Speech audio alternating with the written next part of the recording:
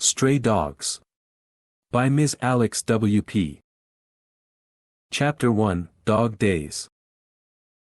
Padfoot, what about this one? Harry bounced breathlessly on the balls of his feet as he pointed to a fluffy brown and white puppy with floppy ears that looked just as excited to see Harry as the little boy was to see him. The puppy ran in small circles as the shelter volunteer reached inside the crate to scoop the puppy into her arms. "Would you like to hold him?" she asked, glancing up at Sirius to check that this was okay. Sirius nodded and she placed the happy puppy into Harry's waiting arms. He struggled to hold on to it through its excited squirming and giggled when the puppy started licking his face. "Look, Padfoot, he already loves me," Harry said. "Can we keep him?" Harry had been asking for a dog for months, so when their local animal shelter announced that its annual Dog Days of Summer adoption event would be a few weekends after Harry's 7th birthday, Sirius took it as a sign to finally get one.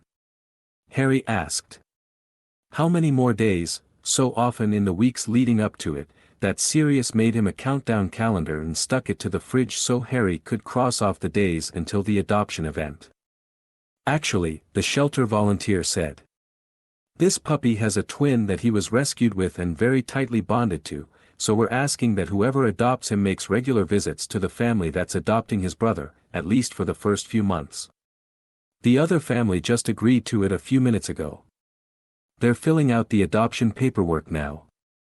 Sirius looked at the puppy, which had settled down and snuggled into Harry's arms. Harry had his eyes closed and his face pressed into the puppy's fluffy fur. Sirius didn't seem to have a choice in the matter, did he?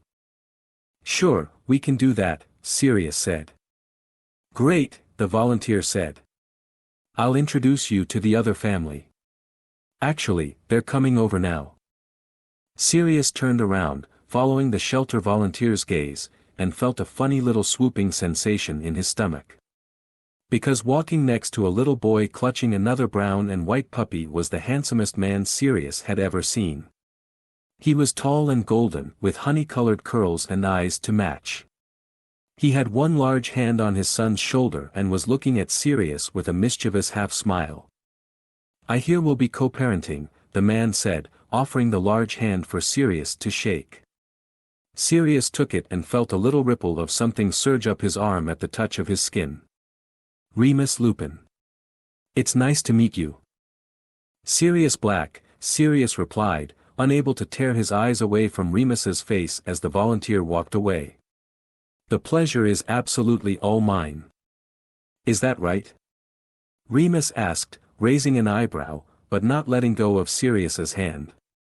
His smile widened, revealing a slightly crooked incisor that made Sirius's heart beat a little faster. "And how do you know that?" "Know what?" Sirius asked. Remus's hand felt firm and warm in his palm dry and his thick fingers slightly calloused. Sirius looked down at Remus's other hand. "No wedding ring." "That some of the pleasure isn't mine," Remus replied. Sirius felt a delighted grin bloom across his face and finally dropped Remus's hand but not their eye contact. "Oh, this is going to be fun," he thought. "I suppose I don't know," Sirius conceded. "But I think I'd like to find out." "Yes, I'm sure you would." The two men continued to look at each other as though they had never encountered anything quite like the other before until the little boy next to Remus spoke. "Daddy," he asked, eyeing Harry carefully. "If our puppies are brothers, does that make us brothers now, too?" Remus's eyes lingered on Sirius a second longer, then he squatted so he was at eye level with Teddy. Well, if that wasn't the sexiest, most adorable thing Sirius had ever seen.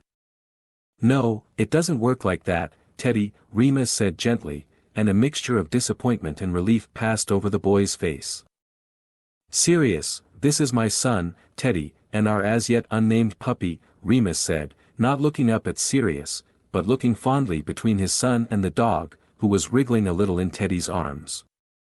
"It's nice to meet you, Teddy," Sirius said, bending over and offering a hand to shake. Teddy took it and swelled with importance. "This is my godson, Harry, and our also as yet unnamed puppy." This time, it was Harry who was confidently stepping forward to shake Teddy's hand, then Remus's. "It's wonderful to meet you both," Harry said. "I look forward to playdates with you." Remus glanced up at Sirius with an amused expression. "Clever," Remus said. "You have no idea," Sirius laughed. Remus turned back to Harry. "Thank you," Remus said sincerely. "We look forward to playdates with you, too." "Hey, don't forget about me," Sirius said, and Remus just laughed and shook his head. "I've known you for 30 seconds, and I already know that forgetting about you would be impossible," Remus replied, standing up so that he and Sirius were face to face once more. He reached into his back pocket, pulled out his phone, opened a new contact form, and handed the phone to Sirius. "For those play dates," Remus said. "Right," Sirius replied, adding his number and contact name into the phone and handing it back. Remus looked down at it, then threw his head back and laughed. "Sirius Unforgettable Black," Remus read out loud from his phone. "You better live up to this." "I've had no complaints," Sirius said. "I've been told I'm quite memorable." "That I believe," Remus said. "All right, then. Where do you live?" "Remus. At least take me to dinner before you start inviting yourself over. My virtue is very important to me." "Yes, I can tell that just by looking at you," Remus replied. "Actually, Casanova, I'm trying to figure out where the closest dog park is between both of our houses." "Too bad," Sirius said. "I've been looking to rid myself of my virtue for a while now." "I thought you said it was very important to you." "And it is," Sirius said, placing a hand over his heart as though deeply offended. "I need to give it to the right person." Remus said, looking him up and down. "Something tells me you found many right people, Sirius." "You wound me, Remus," Sirius said. "Fine, I'll tell you where we live." They talked for a few more minutes, discovered they lived in the same neighborhood, and agreed to meet the next morning at a dog park that was just 5 minutes from both of their houses. "I'll bring coffee," Sirius said. "How do you take it?" "Black," Remus replied, and Sirius smirked at him. "Don't say it," Remus warned, unable to stop himself from grinning back as he ushered Teddy out of the animal shelter and into the car park. "I'll see you tomorrow." Sirius signed the adoption papers and soon they were on their way, too. He buckled Harry into the car, and slid the puppy crate in next to him, buckling that in, too, just in case. He saw Remus and Teddy a few cars over doing the same. Sirius pointed them out to Harry. "I need to talk to Remus and Teddy one more time," Sirius told him. "I'll be right over there, and I'll leave the car door open, so you can call me if you need me." "Okay, Padfoot," Harry giggled, not sparing a glance for his godfather. Instead, he was busy sticking his hand into the crate and getting licked by the puppy. Sirius approached Remus's car just as he was buckling Teddy into the back seat. From behind, Sirius spotted the small crescent moon tattoo on the side of Remus's neck, just behind his ear. "Fuck, he's hot." Remus turned around and Sirius had to consciously tell himself to close his mouth. "Hi, there," Remus said, looking him up and down questioningly. "Trying to pawn your virtue off on me again?" Sirius laughed and looked down at his feet for a moment, feeling something he didn't normally feel, nervous. Remus was just disarming. "I thought you left a while ago?" Sirius asked. "Teddy wanted to feed some of the farm animals," Remus said, gesturing at the rescued horses and goats in the paddock behind him. "Ah," Sirius said. "Not going home with any chickens, then?" "No, but it's not for lack of Teddy trying," Remus replied. "I don't reckon myself much of a farmer, though." He looked at Sirius expectantly. "Did you need something?" he asked. "Actually," Sirius said, looking into Remus's face. Up close and in the sunlight, he was even handsomer. His whole being seemed to emanate a golden glow, like he was made of a little bit of sunshine himself. It made Sirius want to touch his skin and hair and find out if it is as warm as it looked. I was hoping to take you to dinner. No dogs or kids. Oh, Sirius, Remus said, tilting his head and looking at him sweetly, if a little sadly. I would really like to, but, maybe just as friends. Oh, I'm sorry. Are you straight? Sirius asked, suddenly embarrassed. How could he have read this so wrong? Do you think that's the only reason a man would turn you down? Remus laughed. Usually, Sirius admitted. And sometimes not even then. Well, sorry to break your streak, but I'm actually seeing someone, Remus said. Oh. That was a surprise. I didn't mean to lead you on before, Remus said, and he truly looked sorry. But you're really fun to flirt with, and I didn't think you meant anything by it. I'm fun to do all kinds of things with, Remus, Sirius said, and Remus blushed in spite of himself, his cheeks coloring prettily underneath his sandy freckles. But why wouldn't I have meant anything by it? Well, Remus said, looking a little flustered. It's just you're the best-looking person I've ever seen in real life, and people like you normally aren't interested in people like me. People like you? Sirius asked, genuinely confused. What, do you have a criminal record or something? Or an extra hand? No, just the 2 hands, Remus said. And I cover up all of my murders really well, so no criminal record. What then? Sirius asked. Oh, come on, Remus replied. Please don't make me go on and on about how handsome and out of my league you are. Sirius just stared at him, truly dumbfounded. Remus was, without a doubt, the best-looking person he'd ever seen, too. Actually, I take it all back, Sirius said abruptly. I don't want to take you to dinner, you're too much of an idiot. What? Remus said, his eyes widening. Well, you'd have to be an idiot if you can't tell how ridiculously attractive you are, Sirius said, and Remus blushed a deeper shade of pink. Guess you're off the hook, then, Remus said. See you in the morning. See you in the morning, Sirius said. With coffee. Just how you like it. Black. Remus's face broke into a grin, almost in spite of himself, and whether he realized it or not, he was looking at Sirius with the same kind of awe and interest that Sirius felt toward him. Goodbye, Sirius. Bye, Remus. So, Harry, any ideas for names yet? Sirius asked, sitting on the edge of Harry's bed later that night and watching Harry sleepily stroke the soft, delicate fur behind the puppy's ear. Harry and the puppy were curled up together, Harry under the covers, and the puppy on top of the Buzz Lightyear comforter that topped Harry's bed. The puppy was tucked into the crook of Harry's stomach where his knees bent upward a little. I was thinking, Harry said quietly, his head on his pillow and his eyelids heavy. Promsy. Oh, Harry, Sirius said quietly, running his hand across Harry's forehead and up through his messy hair. Sirius would never tell Harry not to name his new puppy after his father, but then again, Sirius wasn't sure he could bear to give that name to someone else, or hear Harry say it every day to someone who wasn't James, even if that someone was a dog. Don't you like it? Harry asked. I do like it, Sirius said. But don't you think that might get a bit confusing? Maybe, Harry said thoughtfully. I thought my daddy might have liked dogs. Oh, he did, darling, Sirius said. He loved everything. Biggest heart in the world, your dad. But you think Promsy's a bad name? No. But I do think this puppy is very special. And special things deserve their own special name, Sirius replied through the lump in his throat. Yeah, you're right, Padfoot, Harry said. He shouldn't have to share. You'll think of something, Sirius said.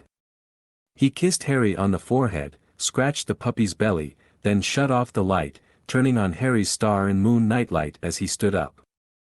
Love you, Harry, good night, he said quietly. Love you, Patty.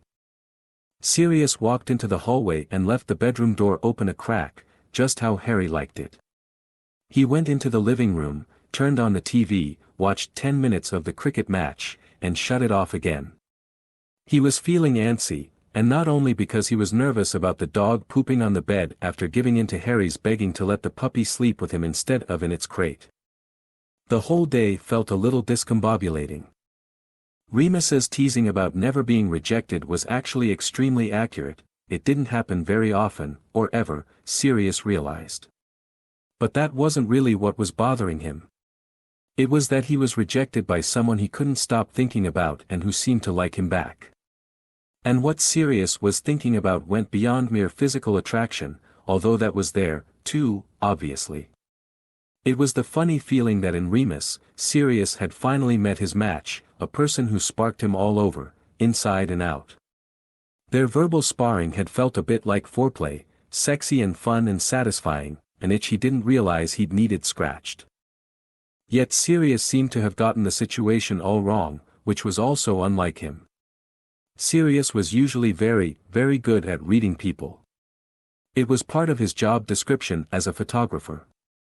Whether he was shooting a wedding or a travel story or a football match, it was his job to capture people honestly, to watch for their unguarded moments and tell a true story with his images. What was Remus's true story? He had a son, and now a dog, and a significant other, apparently, although replaying the conversation in his mind, Sirius realized that he never found out who Remus was dating or for how long. And what's the story with his son? Where was his mother? Or was he adopted? And if they lived in the same neighborhood, why had they never run into each other before? Teddy and Harry should have gone to the same school. Maybe they were new in town. It was August, maybe Sirius hadn't seen Teddy at school because Teddy hadn't been to school yet. Which meant Remus might not have been with his boyfriend, girlfriend, partner, for very long. There was only one way to find out, and waiting until morning wouldn't do. Sirius was not a man known for his patience. He pulled his phone out of his pocket and found Remus's contact information. Remus, Puppy Love, Lupin, Sirius had named him. Deciding to throw caution to the wind, Sirius shot off a text. Sirius. I let the dog sleep in Harry's bed. I have a feeling this will end badly for me.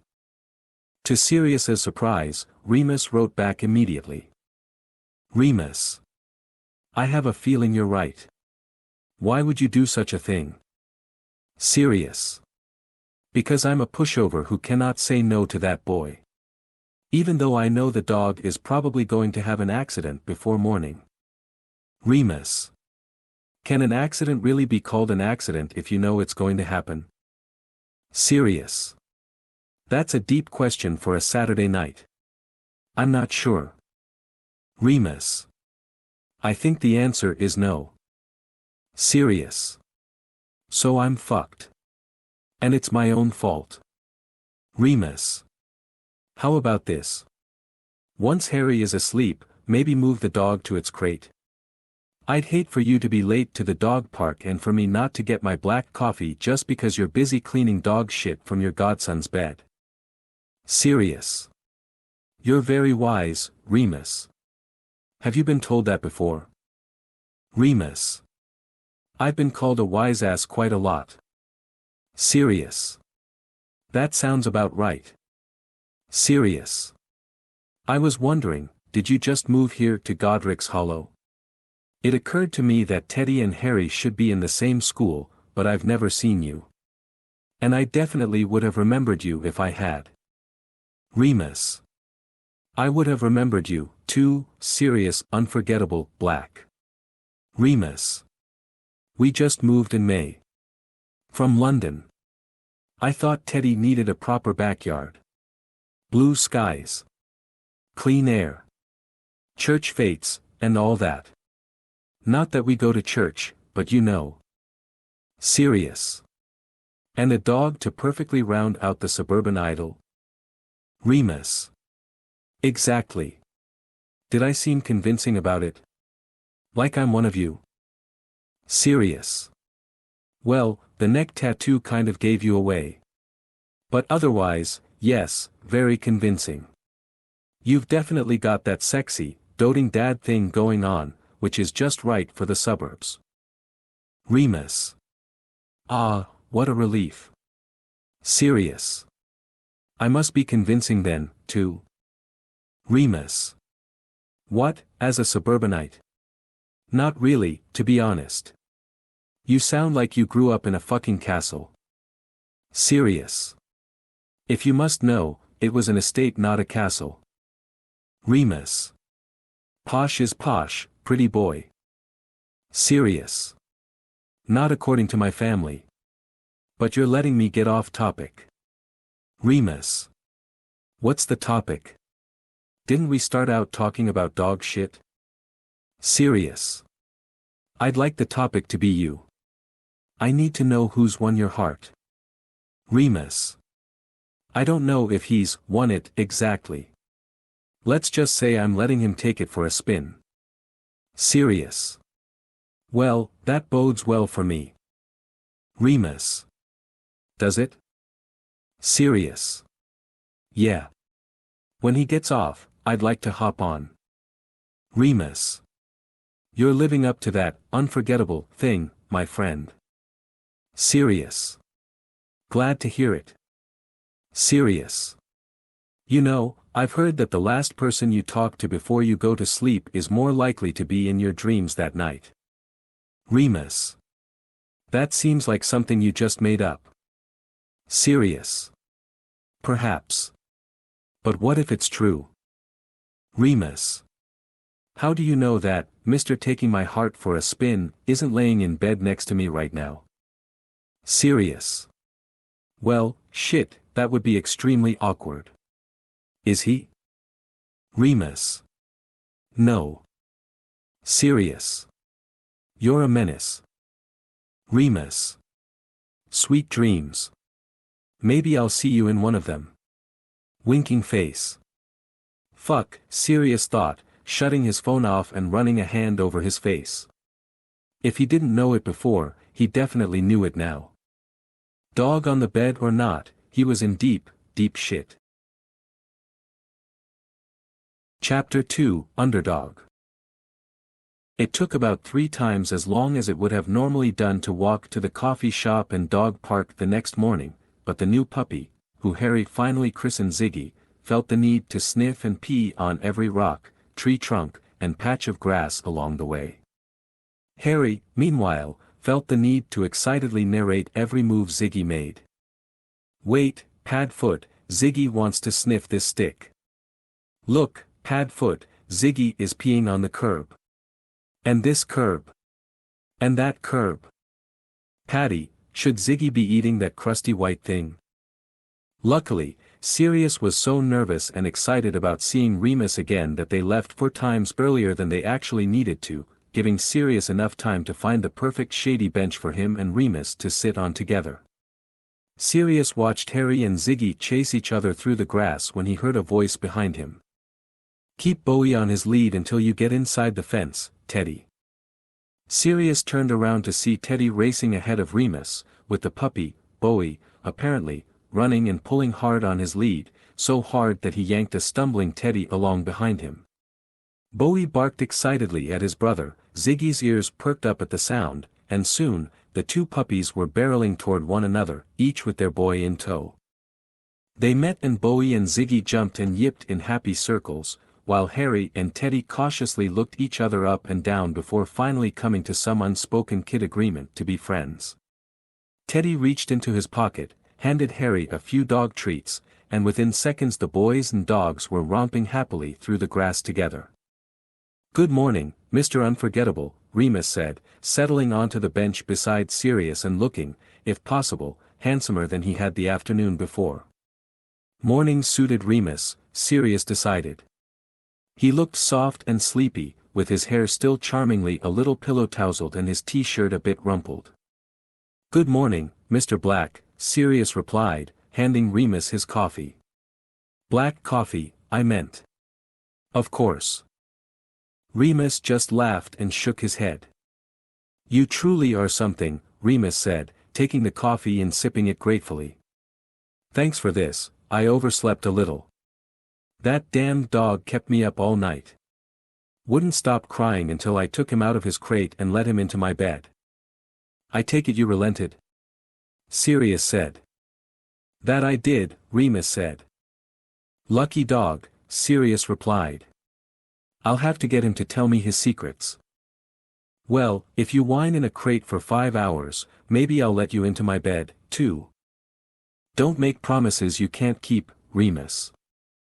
I've actually never broken a promise, Remus said casually without looking at Sirius. And I never would. So, Ziggy, huh? As in Stardust? Yep, Sirius said. And Bowie? As in David? That's right, Remus nodded. Interesting.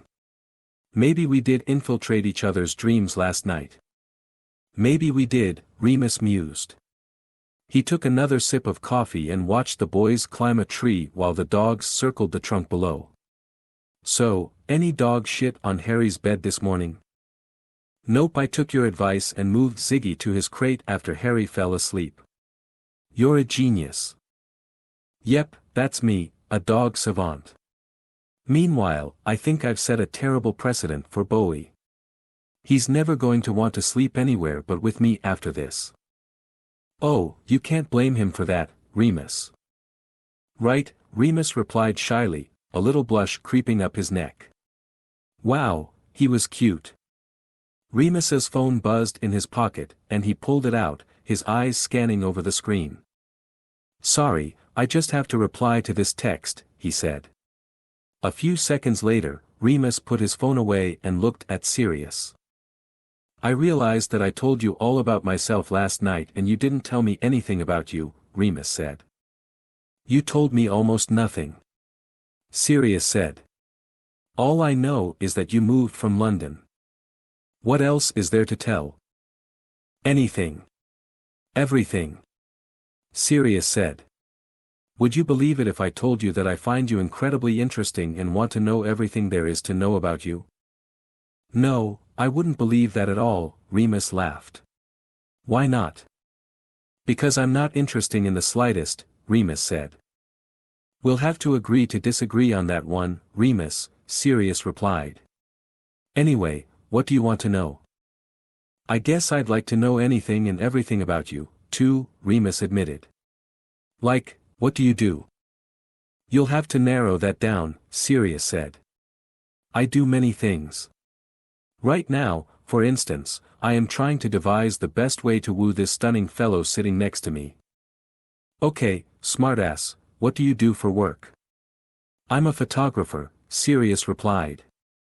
Wow, that's interesting. Remus said, sounding like he really meant it. He angled his long body towards Sirius a little more, draping one golden arm across the back of the bench, making Sirius's heart beat a little faster at his easy, unself-conscious loveliness. Sirius was astonished anew at how completely unaware Remus seemed to be of how attractive he was. What kind of photography do you do? Remus asked. Well, I freelance, so a little bit of everything. Kind of a photographer for hire, Sirius explained. So weddings, editorial work, product photography for brands, stuff like that. And I've, gotten into fine art photography a bit, too. Sirius felt his voice trailing away a little at the end of his explanation. In truth, his fine art photography was the thing he was proudest of, especially lately. It allowed him to create pictures from his own vision and passion, not anyone else's. But he found that most people weren't as interested in that kind of work. They were more interested in hearing about how he shot the latest football match or a model for a Cartier campaign. Remus, however, was not most people. I love fine art photography, he said. I don't know a lot about it, but I always find myself gravitating toward it in museums. I like it better than the paintings. What kinds of things do you photograph? People mostly, Sirius said quietly. I've, got a series about unhoused people in London. Oh, that's really lovely, Remus said, sounding a bit taken aback. Remus looked at him with a curious softness that made Sirius feel strangely seen.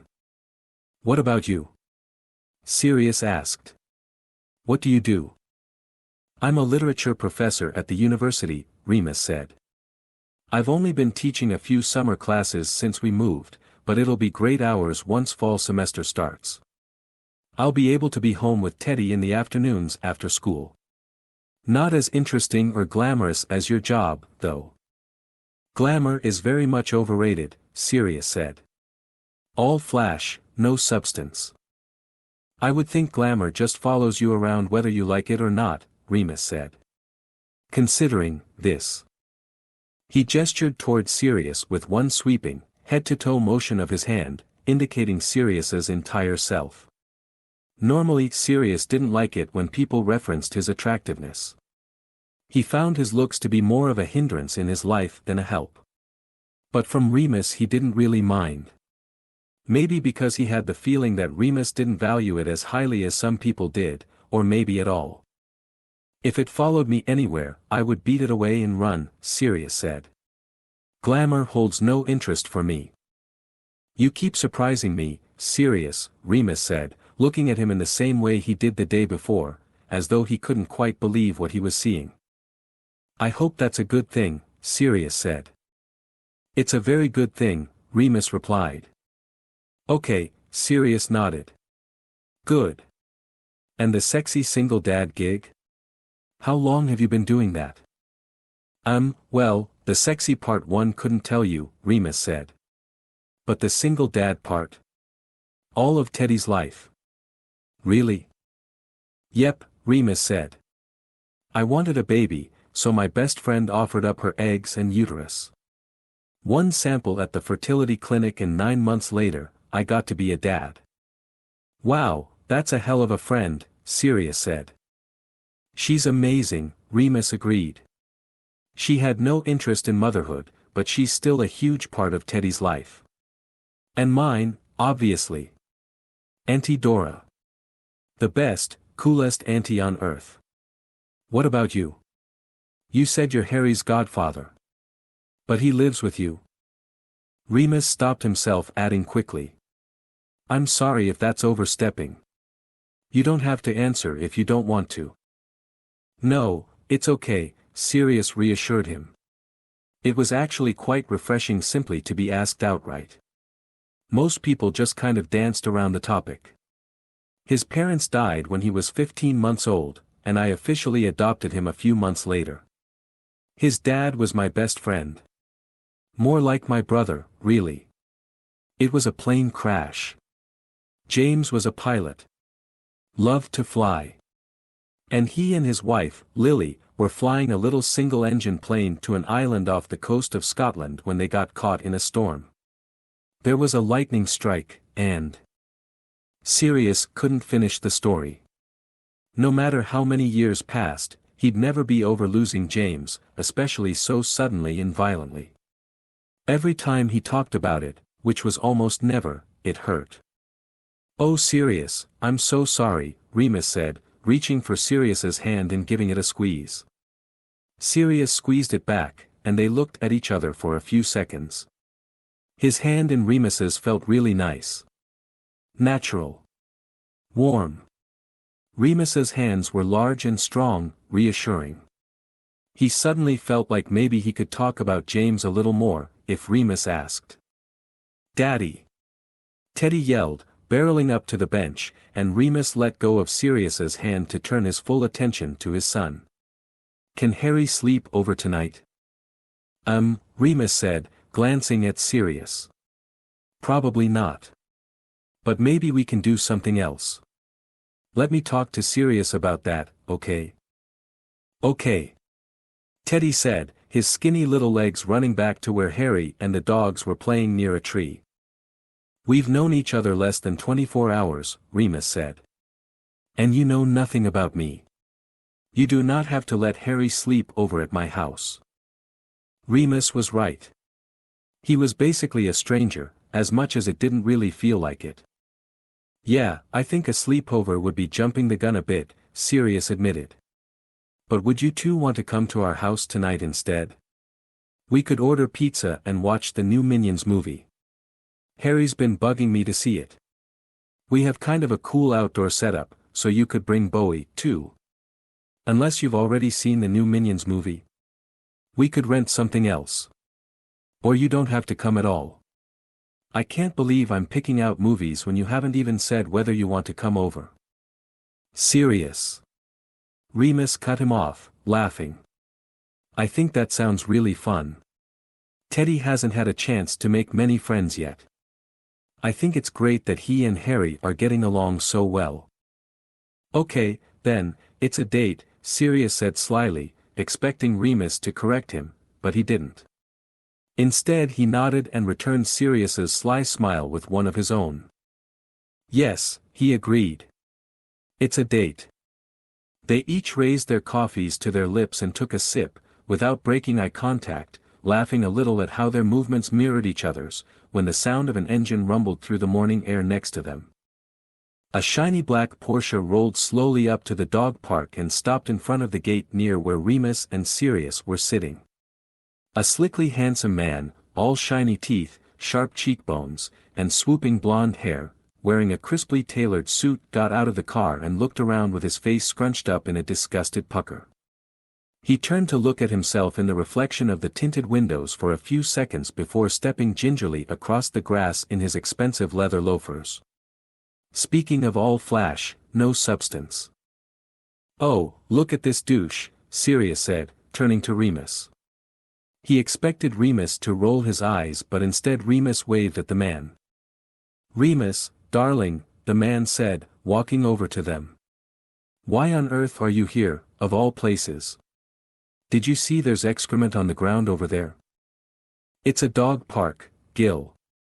Excrement kinda comes with the territory, Remus said with a laugh, standing up and greeting the man with a chaste peck on the cheek. We got a puppy yesterday. Remember I told you we were going to the shelter? I didn't think you were serious about that, darling, the man named Gil said, not bothering to hide his dislike. Why on earth would you get a dog? Teddy's been asking for one for months, Remus said, shrugging. And I like dogs. Ah, Teddy, Gil said, looking around. Is the little tyke here? Will I finally get to meet him? He is here, but he's a little busy at the moment, Remus said, shifting his weight between his feet and rubbing the back of his neck. Maybe another time. Anyway, I thought you were on your way to a work event and just wanted to say a quick hi. I'm here with a friend. He gestured toward Sirius, who Gil had been pointedly ignoring during the entire exchange. Gil made a show out of acting surprised to see Sirius, as though he hadn't noticed him sitting 18 inches away.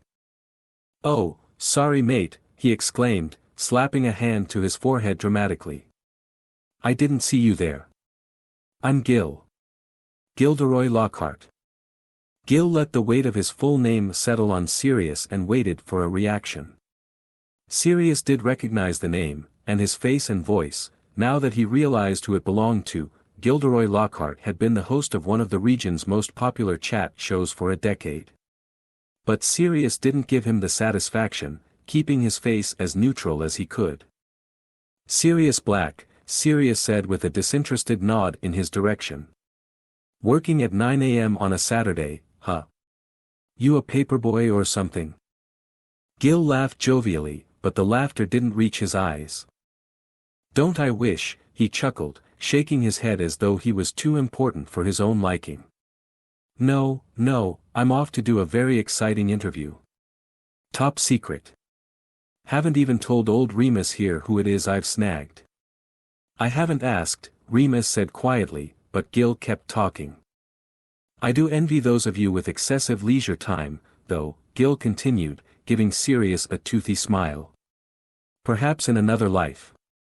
Why, is your life ending soon? Sirius asked hopefully, but Gil either didn't hear him or ignored him. Well, must be off Remus darling. Gil said, gripping Remus's elbow and giving him a kiss on each cheek. It made Sirius's skin crawl. I hope you're still free for the gala on Friday. Black tie. Don't forget. You've taken my tux measurements 3 times, Gil, I couldn't forget if I tried. Love to hear it, darling. Well, ciao, then. And he tiptoed through the grass back to his Porsche. Ciao. Sirius said under his breath as he went. Ugh. He hoped he never had to witness Gil's hands on Remus ever again. He can be very charming, Remus said, as though reading Sirius's mind. He waved at Gil with a tight smile. I'll take your word for it, Sirius replied. So a gala Friday? Yeah, the museum is opening a new visual arts wing and Gil asked me to be his date. He's apparently the master of ceremonies, Remus said. Actually, there's some photography in the new wing, you should check it out. I heard something about that, Sirius said, realizing that he might be seeing Gil and Remus together again a bit sooner than he wanted to. He pushed it out of his mind and thought instead about something more immediately pressing, his doggy-kid-pizza-minions date with Remus. Chapter 3, Puppy Dog Eyes. Remus. Hey there. Do you or Harry have any food allergies? Sirius. Nope. Remus. Okay, good, me and Teddy are making peanut butter cookies. We'll bring them tonight. Sirius. OMG, and he can bake. Sirius. Can you stop? Sirius.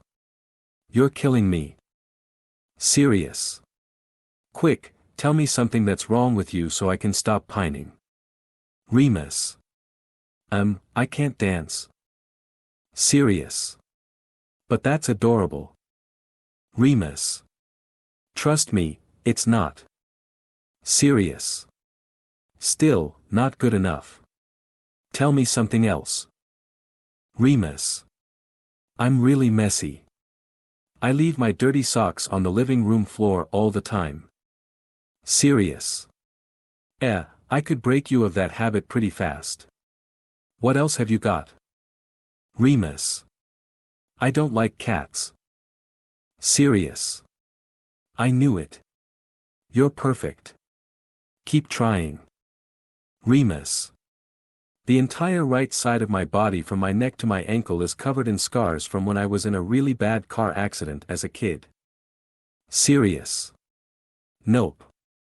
Scars are sexy. Everyone knows that. Next. Remus.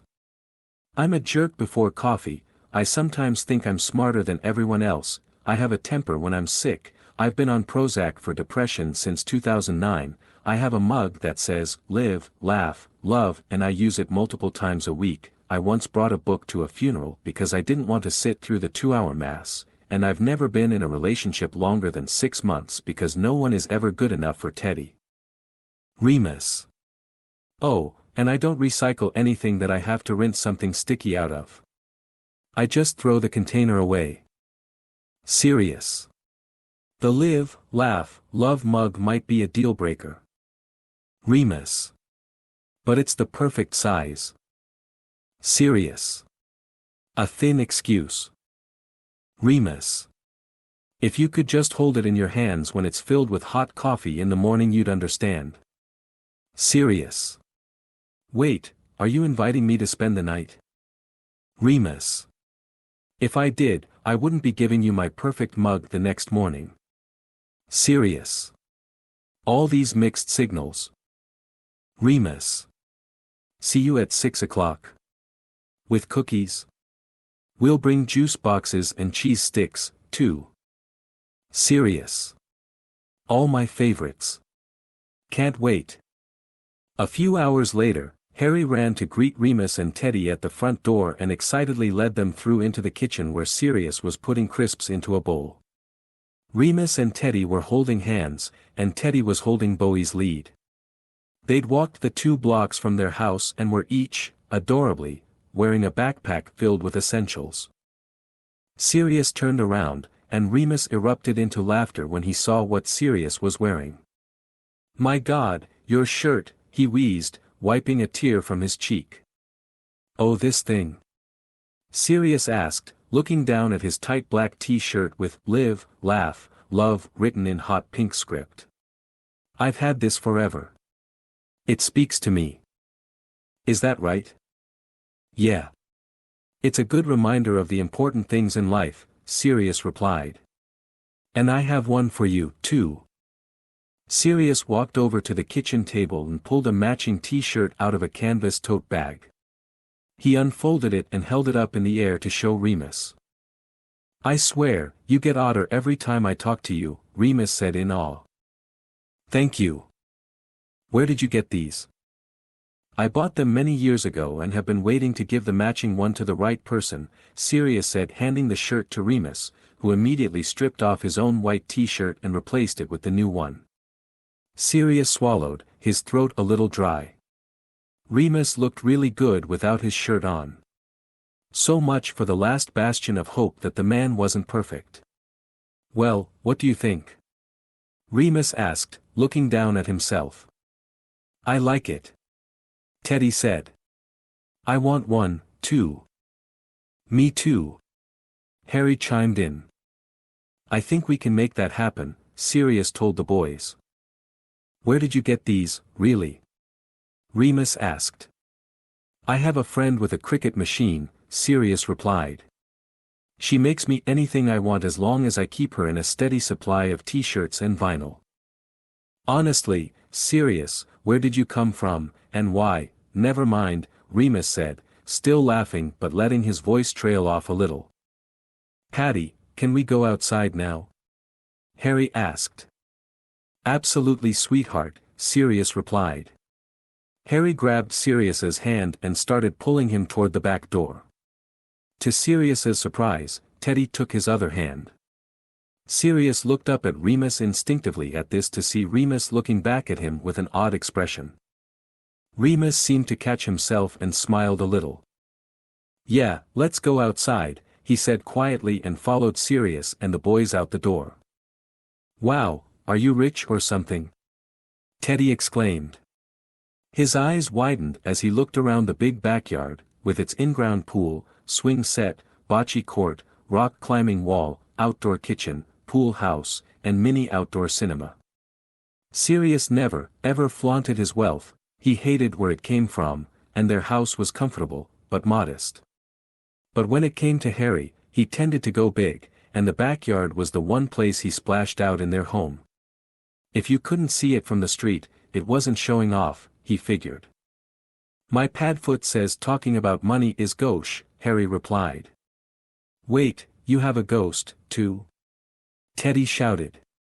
"This is the best house ever. Daddy, will you push me on the swings?" "Yeah, go ahead over, I'll be right behind you," Remus replied. Teddy ran toward the swing set as fast as his knobby-kneed legs would carry him, with Bowie galloping along in his wake. "Hey, wait for me!" Harry yelled, and he and Ziggy took off after him. Sirius watched the two boys scramble onto the swings and kick off from the ground as the puppies ran and jumped around below them, trying to catch their feet as they swung back and forth overhead. The day had been warm, but a hint of autumn chill was already creeping into the evening air as the sun hovered over the pine trees that lined the edge of the backyard. "Thanks for having us," Remus said, then laughed at his own words. "I just left the door open for you to say something about having me, didn't I?" But Sirius only shook his head. "Nope," he said. "Now that I've met Gil, I've realized there's no way I can compete and have resolved myself to the fact that we're destined to be only friends. I promise I won't hit on you anymore." "Oh," Remus said, sounding surprised and maybe even, Sirius hoped, a bit disappointed. "Okay then." "Right," Sirius said. "And I'm going to treat you like any other bloke who comes over. Other than the ones who give me blowjobs." Remus snorted with laughter. "Are there a lot of those?" he asked. "I would tell you, but I'm afraid that it isn't a platonic enough topic of conversation for us," Sirius replied. "If it makes you feel any better, I definitely talk about blowjobs with my friends," Remus said. "You do? I guess I'm hanging out with the wrong people." "Well, I just like talking about the things I'm good at." shall we? And he gave Sirius an innocent little smile and walked over to the swing set. Sirius sighed painfully as he watched Remus go. Remus was wearing a pair of khaki shorts that were a little too baggy for his lanky frame. His calf muscles flexed with every step, and Sirius noticed the jagged white scars that corded across his skin. Yep, sexy as hell, just like Sirius knew they would be. Fucking fuckity fuck. Remus walked behind where Harry and Teddy were swinging and started to take it in turns to push each of them, one with his right hand, the other with his left. Higher, Remus. Harry shrieked happily. Are you sure you can handle that? Remus asked. Yes.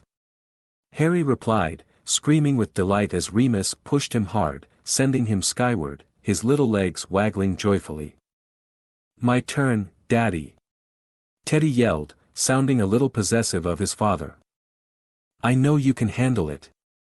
Remus said to a proud-looking Teddy before pushing him even higher than he'd pushed Harry. Just friends, Sirius thought, as he watched Remus play with the boys. Just friends with the beautiful man who's good at blowjobs and pushes Harry on the swings with those big hands of his. Just friends with the perfect guy who has sturdy forearms and who's dating the handsome douche from morning TV. Just friends with the gorgeous dad who's funny and sexy and who brought juice boxes and cheese sticks in a backpack, and who texted to make sure Harry didn't have a food allergy because he also brought homemade peanut butter cookies that he and his adorable kid made together because of course they did. Sirius joined Remus at the swings and took over pushing Harry, and soon a competition erupted over whose dad could push them higher. Remus and Sirius said it was a tie, but Teddy and Harry each thought they won. When the boys declared themselves hungry, they ordered pizzas, and the four of them settled onto a big, oversized day bed piled with pillows to watch the new Minions movie. Sirius watched Teddy and Harry scream with laughter at Gru and his exploits, and he caught Remus's eye a few times, too. When the movie was over, Sirius built a fire for the boys to roast marshmallows and set up Harry's little tent with the fairy lights. Harry and Teddy streaked through the backyard with empty glass jars, trying to catch fireflies, then collapsed into the tent to tell scary stories. Soon, the boys fell asleep. The fire in the fire pit had burned down to nothing more than smoldering, bright orange embers. Remus and Sirius were opening their second bottle of wine and had pulled a quilt over themselves on the day bed. I have a confession, Remus said. Can I tell you? What kind of confession? Sirius asked. A guilty one, Remus whispered, leaning a little closer. My favorite kind, Sirius said. Their bodies weren't touching, but Sirius could still feel Remus's body heat mingling with his own underneath the quilt. I didn't know that Gil was sort of famous around here, Remus said. And if I had, I never would have agreed to go out with him. Sirius swallowed, trying to think of the best way to respond. Normally, he would have said something witty and flirty, but something told him not to do that this time. Instead, he nodded quietly. And now that you know, are you happy you did? For the most part, but Remus said. I don't know. There are just some things. I do like him when it's just the two of us. When we're alone at his house he's very nice. And then we go out somewhere and he just comes across as so. Remus trailed off, seemingly struggling to find the right word. Sirius had plenty. Pompous. Arrogant. Condescending. Obnoxious. Patronizing. Douchey. Not good enough for you. Remus didn't finish his sentence, though. He was quiet for a long time, staring at the stars. Who do you think a person really is? Remus asked finally, still looking at the sky. Who they are when they're alone or who they are in public? I don't know, Sirius said. Maybe a combination. But I don't think they should be that different. Definitely not so different that you have to wonder.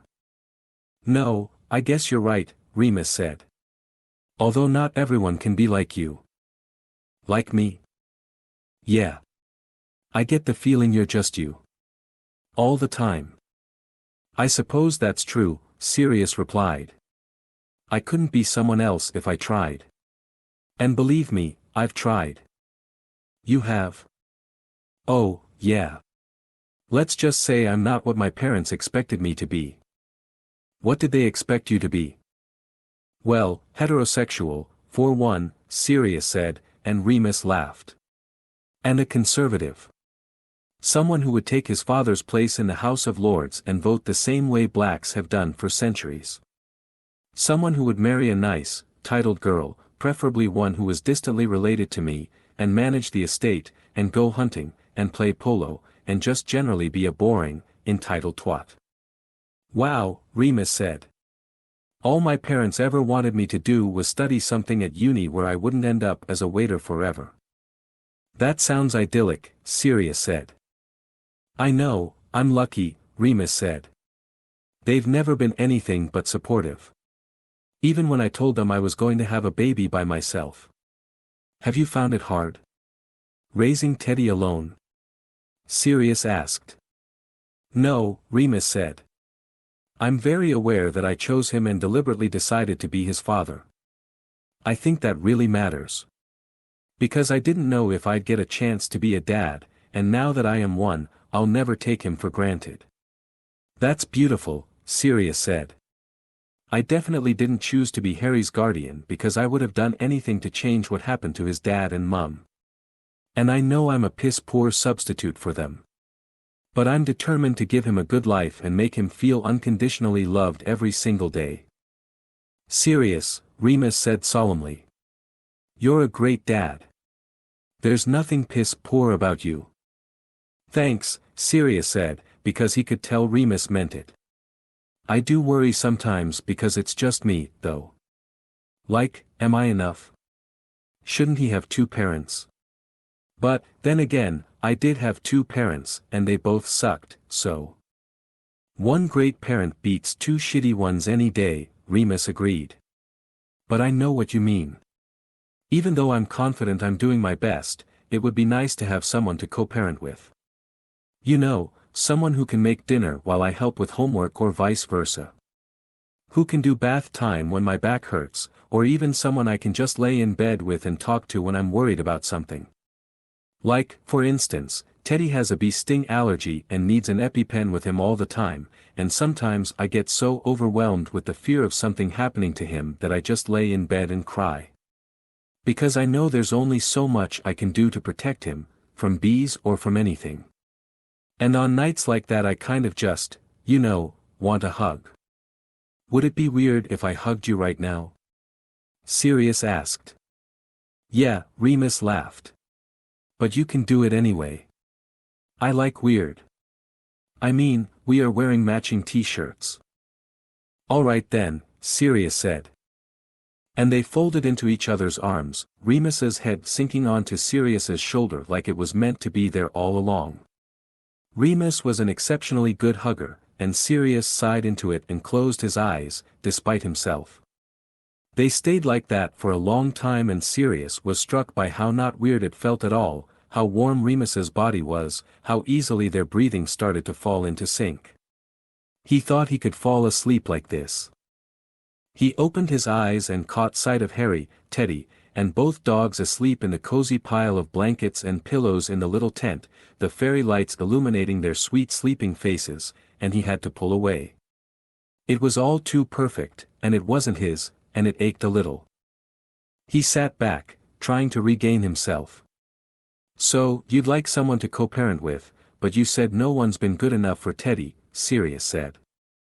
Is Gil? Remus sighed and leaned his head back onto the pillows. Probably not. And you haven't introduced them? No. Do you think anyone could ever be good enough? Remus didn't answer right away. He looked at Sirius, as though contemplating something. Even after pulling out of the hug, Sirius could feel the heat from Remus's body as though it was radiating off of him, like an energy field that pulsed around his skin. It felt heavy. Tangible. Then Remus spoke. Sirius watched his mouth form around the words in the dark, felt the little puff of warm breath against his cheek from sitting so close. "Yeah," he breathed, a little smile playing on his lips. "I think so." Remus wasn't sure why he was opening this door. Actually, he had some idea. The wine. The fire. The chilly nighttime air against his cheeks that made their warm body heat under the quilt feel even warmer. The sight of his little boy curled up so snugly with Harry and the puppies. And Sirius. Just Sirius. This confounding, beautiful man who dropped out of the sky to rattle Remus's world a little. A lot. More than a lot. They lay next to each other under the stars and fell silent, and before Remus or Sirius even realized it, they were both very soundly asleep. When he woke the next morning to the sound of birds chirping overhead and the cool dampness of morning dew coating the quilt, Remus wasn't surprised by the way his head had drifted onto Sirius's shoulder in the night, or how Sirius's hand rested gently on his lower back. He wasn't surprised that he didn't get up right away, but instead closed his eyes again and let himself lay like that for a few minutes more, let himself wonder whether he'd ever wake up like this with Gil, and let himself wish, not for the first time, that he'd met Sirius first. Chapter 4, Dog and Pony Show, The Gala Part 1. Sirius was true to his word and didn't flirt with Remus for the whole rest of the week. Well, as much as Sirius Black could keep himself from flirting. Because even their most casual conversations carried an intense electricity that Remus couldn't ignore, or pretend not to be constantly distracted by. Just that day, they'd taken an early morning walk together, meeting at the cafe with the boys and dogs with the intention of going their separate ways after coffee. Instead, they spent 2 hours at the cafe, then another 2 at a playground. Eventually the boys got hungry, so they had lunch together, too, and later, ice cream sundaes. And when Sirius reached over to swipe a bit of chocolate sauce off of Remus's lip, Remus had to physically restrain himself from licking Sirius's finger into his mouth and... "Remus, are you listening, darling?" "I asked if you wanted to go out for dinner or order in," Gil said. Teddy and Bowie were spending the night with Remus's parents, and Remus was spending the night at Gil's flat, the penthouse of a sleek new glass building overlooking the river downtown. Remus supposed it was beautiful, and objectively, it was. It had floor-to-ceiling windows, opulent white travertine floors, and a view of the dazzling cityscape below. But it felt cold, too, with its black leather couches, glass coffee table, expensive art on the walls, and unnatural quiet.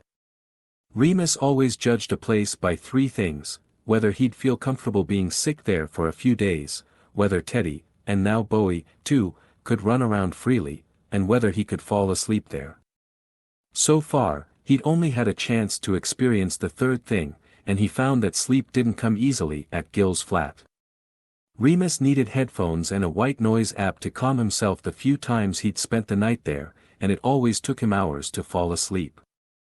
He could hear Sirius's voice in his head as he looked around the glossy, glittering flat, all flash, no substance. "Sorry, I was just thinking," Remus said as Gil wrapped his arms around his waist from behind and kissed the side of his neck. "Don't apologize," Gil said sweetly. "You seem like you've had a lot on your mind lately. Is everything all right?"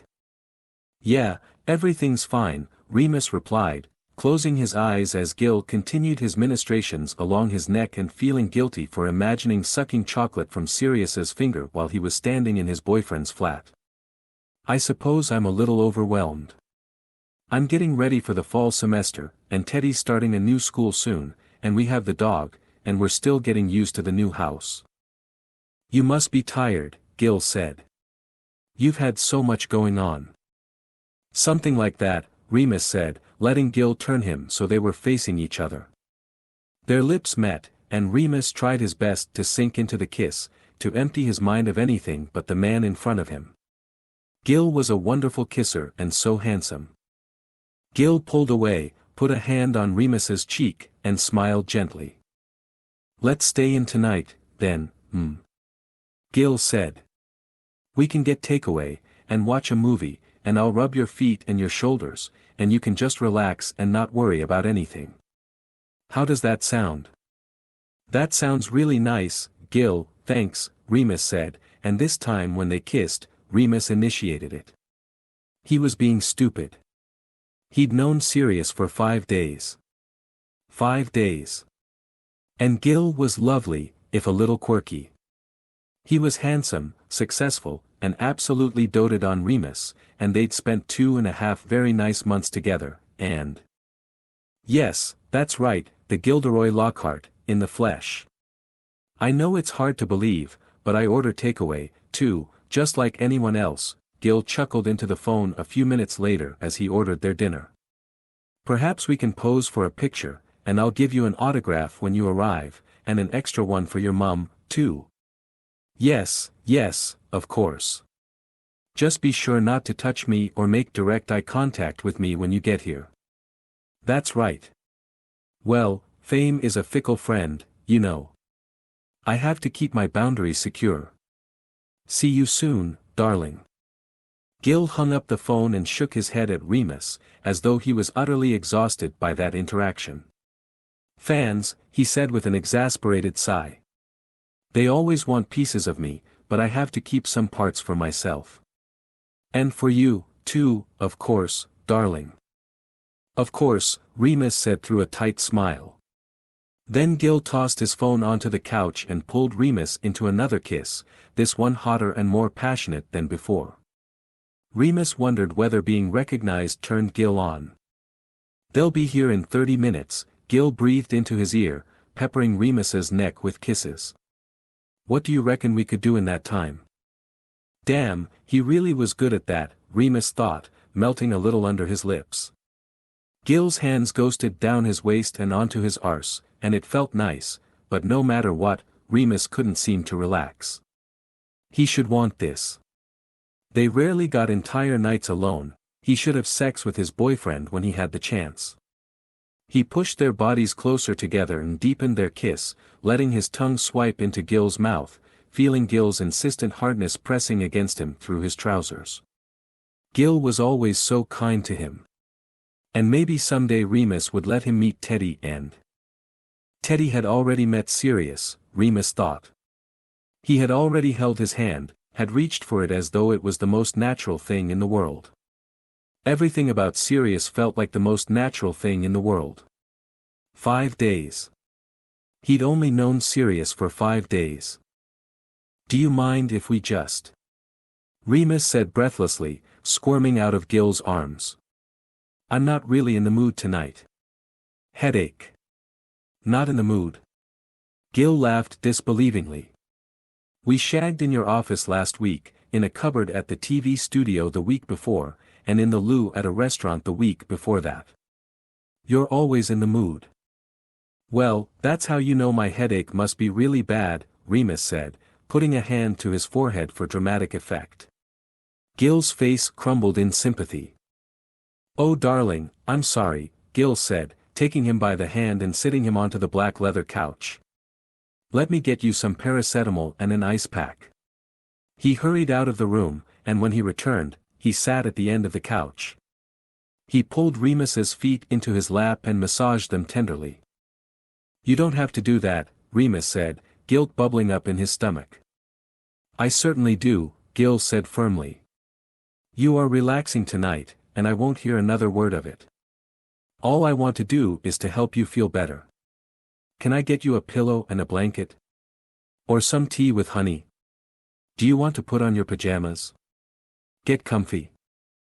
I don't know if I should stay, Remus said. I think I might just head home after dinner, if you don't mind. Whatever you need darling, Gil said, leaning down to press a delicate kiss to Remus's ankle, making him feel even guiltier. I just want you to feel better. And I want you healthy for Friday. Friday? Remus asked vaguely, and Gil's eyes widened. He dropped Remus's foot in shock. The gala. Remus, I have your tux in my closet. Gil said, utterly shocked. Of course. Remus said. How could he have forgotten? Gil had been banging on about the museum gala for weeks. Of course I remember Friday. I'm sorry, I just lost track of what day it was. The headache, you know. Will you be alright to drive yourself home? Gil asked, frowning with concern. I've already put Veronica to bed, but I could call you an Uber. Or maybe I could swing the TV station's car service. Or I could drive you home in your car and take an Uber home myself. Anything, you name it. Remus cringed internally at Gil referring to his Porsche as Veronica. But Gil was so concerned over the fake headache that he pushed through it. No, I'm fine to drive, Remus insisted. Alright, Gil said, still sounding unsure. As long as you promise to text me when you get home. I'll worry otherwise, since your headache is so bad. I want to make sure you get there safely. I promise, Remus said. Gil really was sweet. Maybe he should spend the night. Say his headache feels better. Push Sirius out of his mind with a nice, sweaty shag. The doorbell rang, and Gil got up to answer it. Thank you, what's your name? Rodney. Thank you, Rodney. Remus overheard Gil talking to the delivery person in the hallway in his loud, TV voice. Would you like to take a photo with me? Excellent, but what did I tell you about touching and eye contact? You're doing both, Rodney. On second thought, maybe Remus would go home after all. You look fancy, Daddy. Teddy said on Friday when Remus emerged into the living room in his tuxedo. He had to hand it to Gil. It was tailored beautifully. Remus had wanted to get a rental, but Gil insisted on buying him one instead. You'll be my date for a lot of these events, Gil had said. You'll need one. Besides, I want to dress up my arm candy like the trophy he is. Remus had no idea what Gil was talking about but relented. Thank you, Teddy. Remus said. I feel fancy, too. I wish I could come, Teddy said sadly. It might be kind of boring, Remus confessed. You'll have so much more fun with Granny. I guess, Teddy said. He looked at his grandmother, who was sitting on the couch with a cup of tea and her knitting. Granny, can we play a game? Sure, why don't you go pick one out, Carrie-Ad, Hope said, and Teddy ran into his bedroom. Thanks for watching him, Mum, Remus said, standing awkwardly next to her so he wouldn't wrinkle his tux too much by sitting down. 2 nights in 1 week, she mused. Things must be getting serious. Not really, Remus said, his heart thrumming a little at the word serious, even though it was silly, and he knew that's not what his mother meant. We're still getting to know each other. Just having fun. But you've been seeing him almost 3 months, Remus, she said, her eyes still cast firmly onto her knitting. Well, yeah. He said, noncommittally. He glanced at his watch, then out the window. Gil would be there any minute, and he didn't want to have this conversation anymore. Speaking of Sirius, Hope continued. Teddy mentioned someone by that name. Did he? Remus asked, turning away from the window to look at his mother, who was now readjusting her stitch counter. He said you've all been spending an awful lot of time together, she said. He must have told you all about the puppies, too, then, Remus said. He could feel his face getting hot. Suddenly the collar of his tux felt unnaturally tight. They're brothers and they were rescued together, so they need to see each other a lot. Hope said. Teddy did mention the puppies. And Harry. She paused and glanced up at him. He said you all had a sleepover at this Sirius's house, too. Well, we didn't really mean to, we just kind of fell asleep after watching a movie, Remus said, catching his mother's eye for a moment before looking out the window again. He was suddenly reminded of his teen years when his mother could somehow sniff out any lie or half-truth in seconds, whether it was sneaking out to a party or sneaking a boy into his bedroom. Teddy also said he wishes that Sirius was your boyfriend. He what? Remus's head snapped back so fast he got a crick in his neck, and when he looked at his mother again, she was just giving him that smugly knowing smile of hers. Why would he say something like that? We're just friends.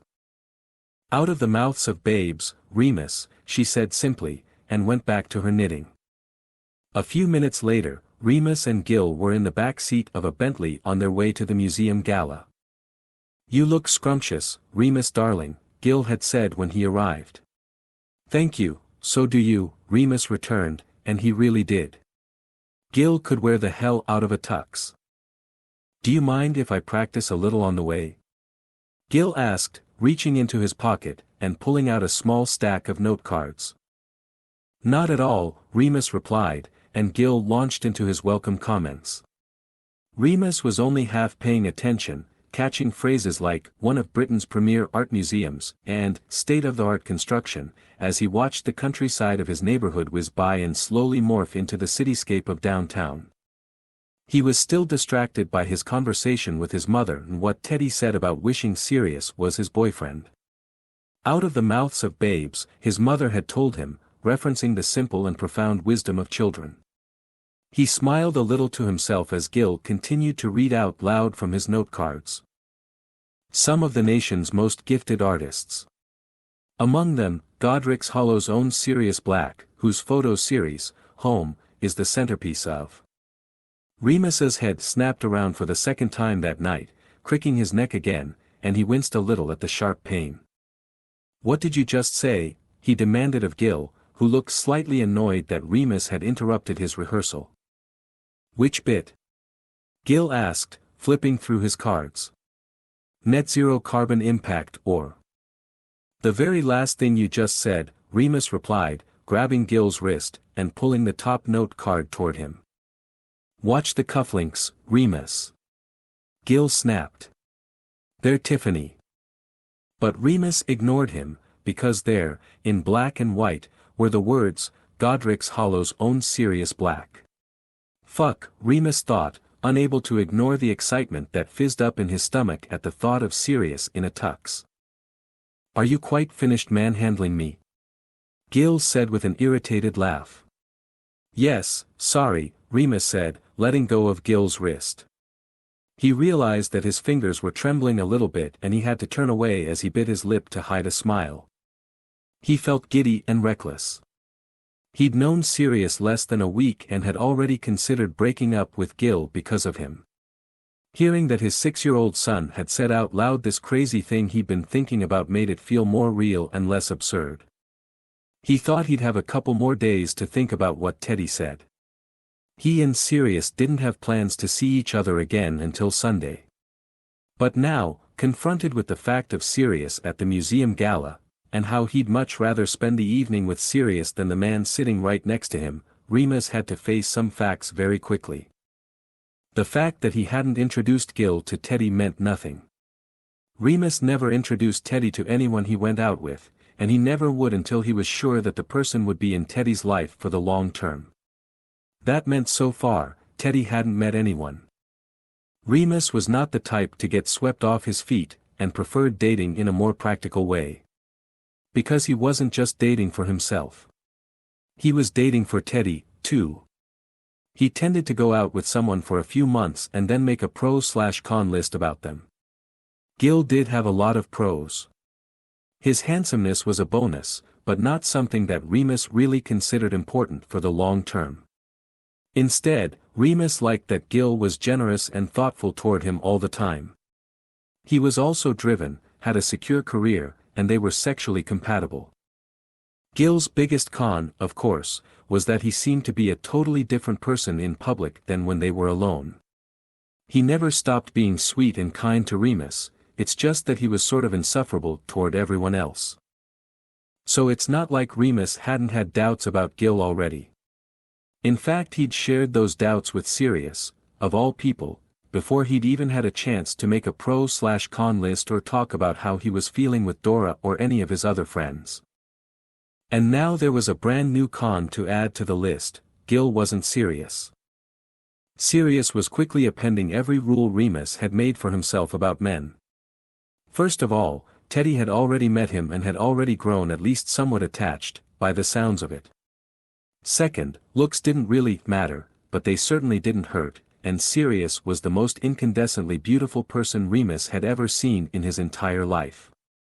And finally, Remus had no desire to make a pros/con list about Sirius at all. He simply wanted to fuck him within an inch of his life, talk until the sun came up, spend the rest of the next day playing with their sons and puppies, and then do it all again the next day, and again until the end of time. So much for not getting swept off his feet. They arrived at the museum and were escorted through a side door by an intern who was waiting for Gil with bated breath, so excited to have a celebrity on hand to do the ribbon cutting. They stood in the hallway outside a larger room where the reception was already underway, and Remus could hear the chatter of the party behind the closed doors. As master of ceremonies, Gil wouldn't be introduced for at least another 20 minutes, and he planned on staying hidden until then, rather than mingling with the crowd. He preferred a grand entrance. "Oh, Mr. Lockhart," the intern gushed. "You're even more handsome in person." "So I've been told," Gil laughed indulgently, placing a hand on her forearm, and making her blush like a schoolgirl. Remus watched him, perplexed. How did he manage to show every single bright white tooth in his head all the time? It really was a very weird skill. "Can I ask you," she said, emboldened. "How did you get your start in the entertainment business?" Gil gave her a radiant smile and launched into what Remus was sure would be a very long, very detailed story. Remus signaled to Gil that he was going into the party, and Gil waved him off with a nod and smile without breaking stride. "I'd like to tell you it was a struggle, but it really wasn't," Remus heard him say as he slipped through the doors. He looked around the sleek new exhibit hall filled with people chatting and looking at the art while servers passed hors d'oeuvres on silver platters. At one end of the room, a three-piece band played the Amy Winehouse song Valerie, while at the other end, a long line was forming at the bar. Remus decided some liquid courage was necessary, so he got in line, too, where he was immediately accosted. "Remus, oh thank God you're here." It was Remus's friend from work, Benji Fenwick. They'd met during Remus's first week at the university and bonded in the cafeteria over being two of the youngest professors on the faculty. They'd gone on a couple of dates but realized very quickly that they were better suited as friends. "Hey Benji, you alright?" Remus asked. "Ugh, just bored already."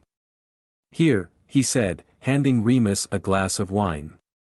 "I saw you walk in while I was at the bar, so I got you one, too. Figured you'd need it to get through this hellish night." "That bad already, huh?" "I'm just trying to find someone under the age of 80 to have a conversation with," Benji said looking around. "All of these stuffy old museum donors look like they just stumbled out of a sarcophagus from the antiquities wing." "Is that why you're here, then?" Remus asked. "To butter up donors for the university art program?" "Yep," Benji said glumly. "Tell me something interesting before I keel over and die of boredom, please." Bowie is house-trained now," Remus offered.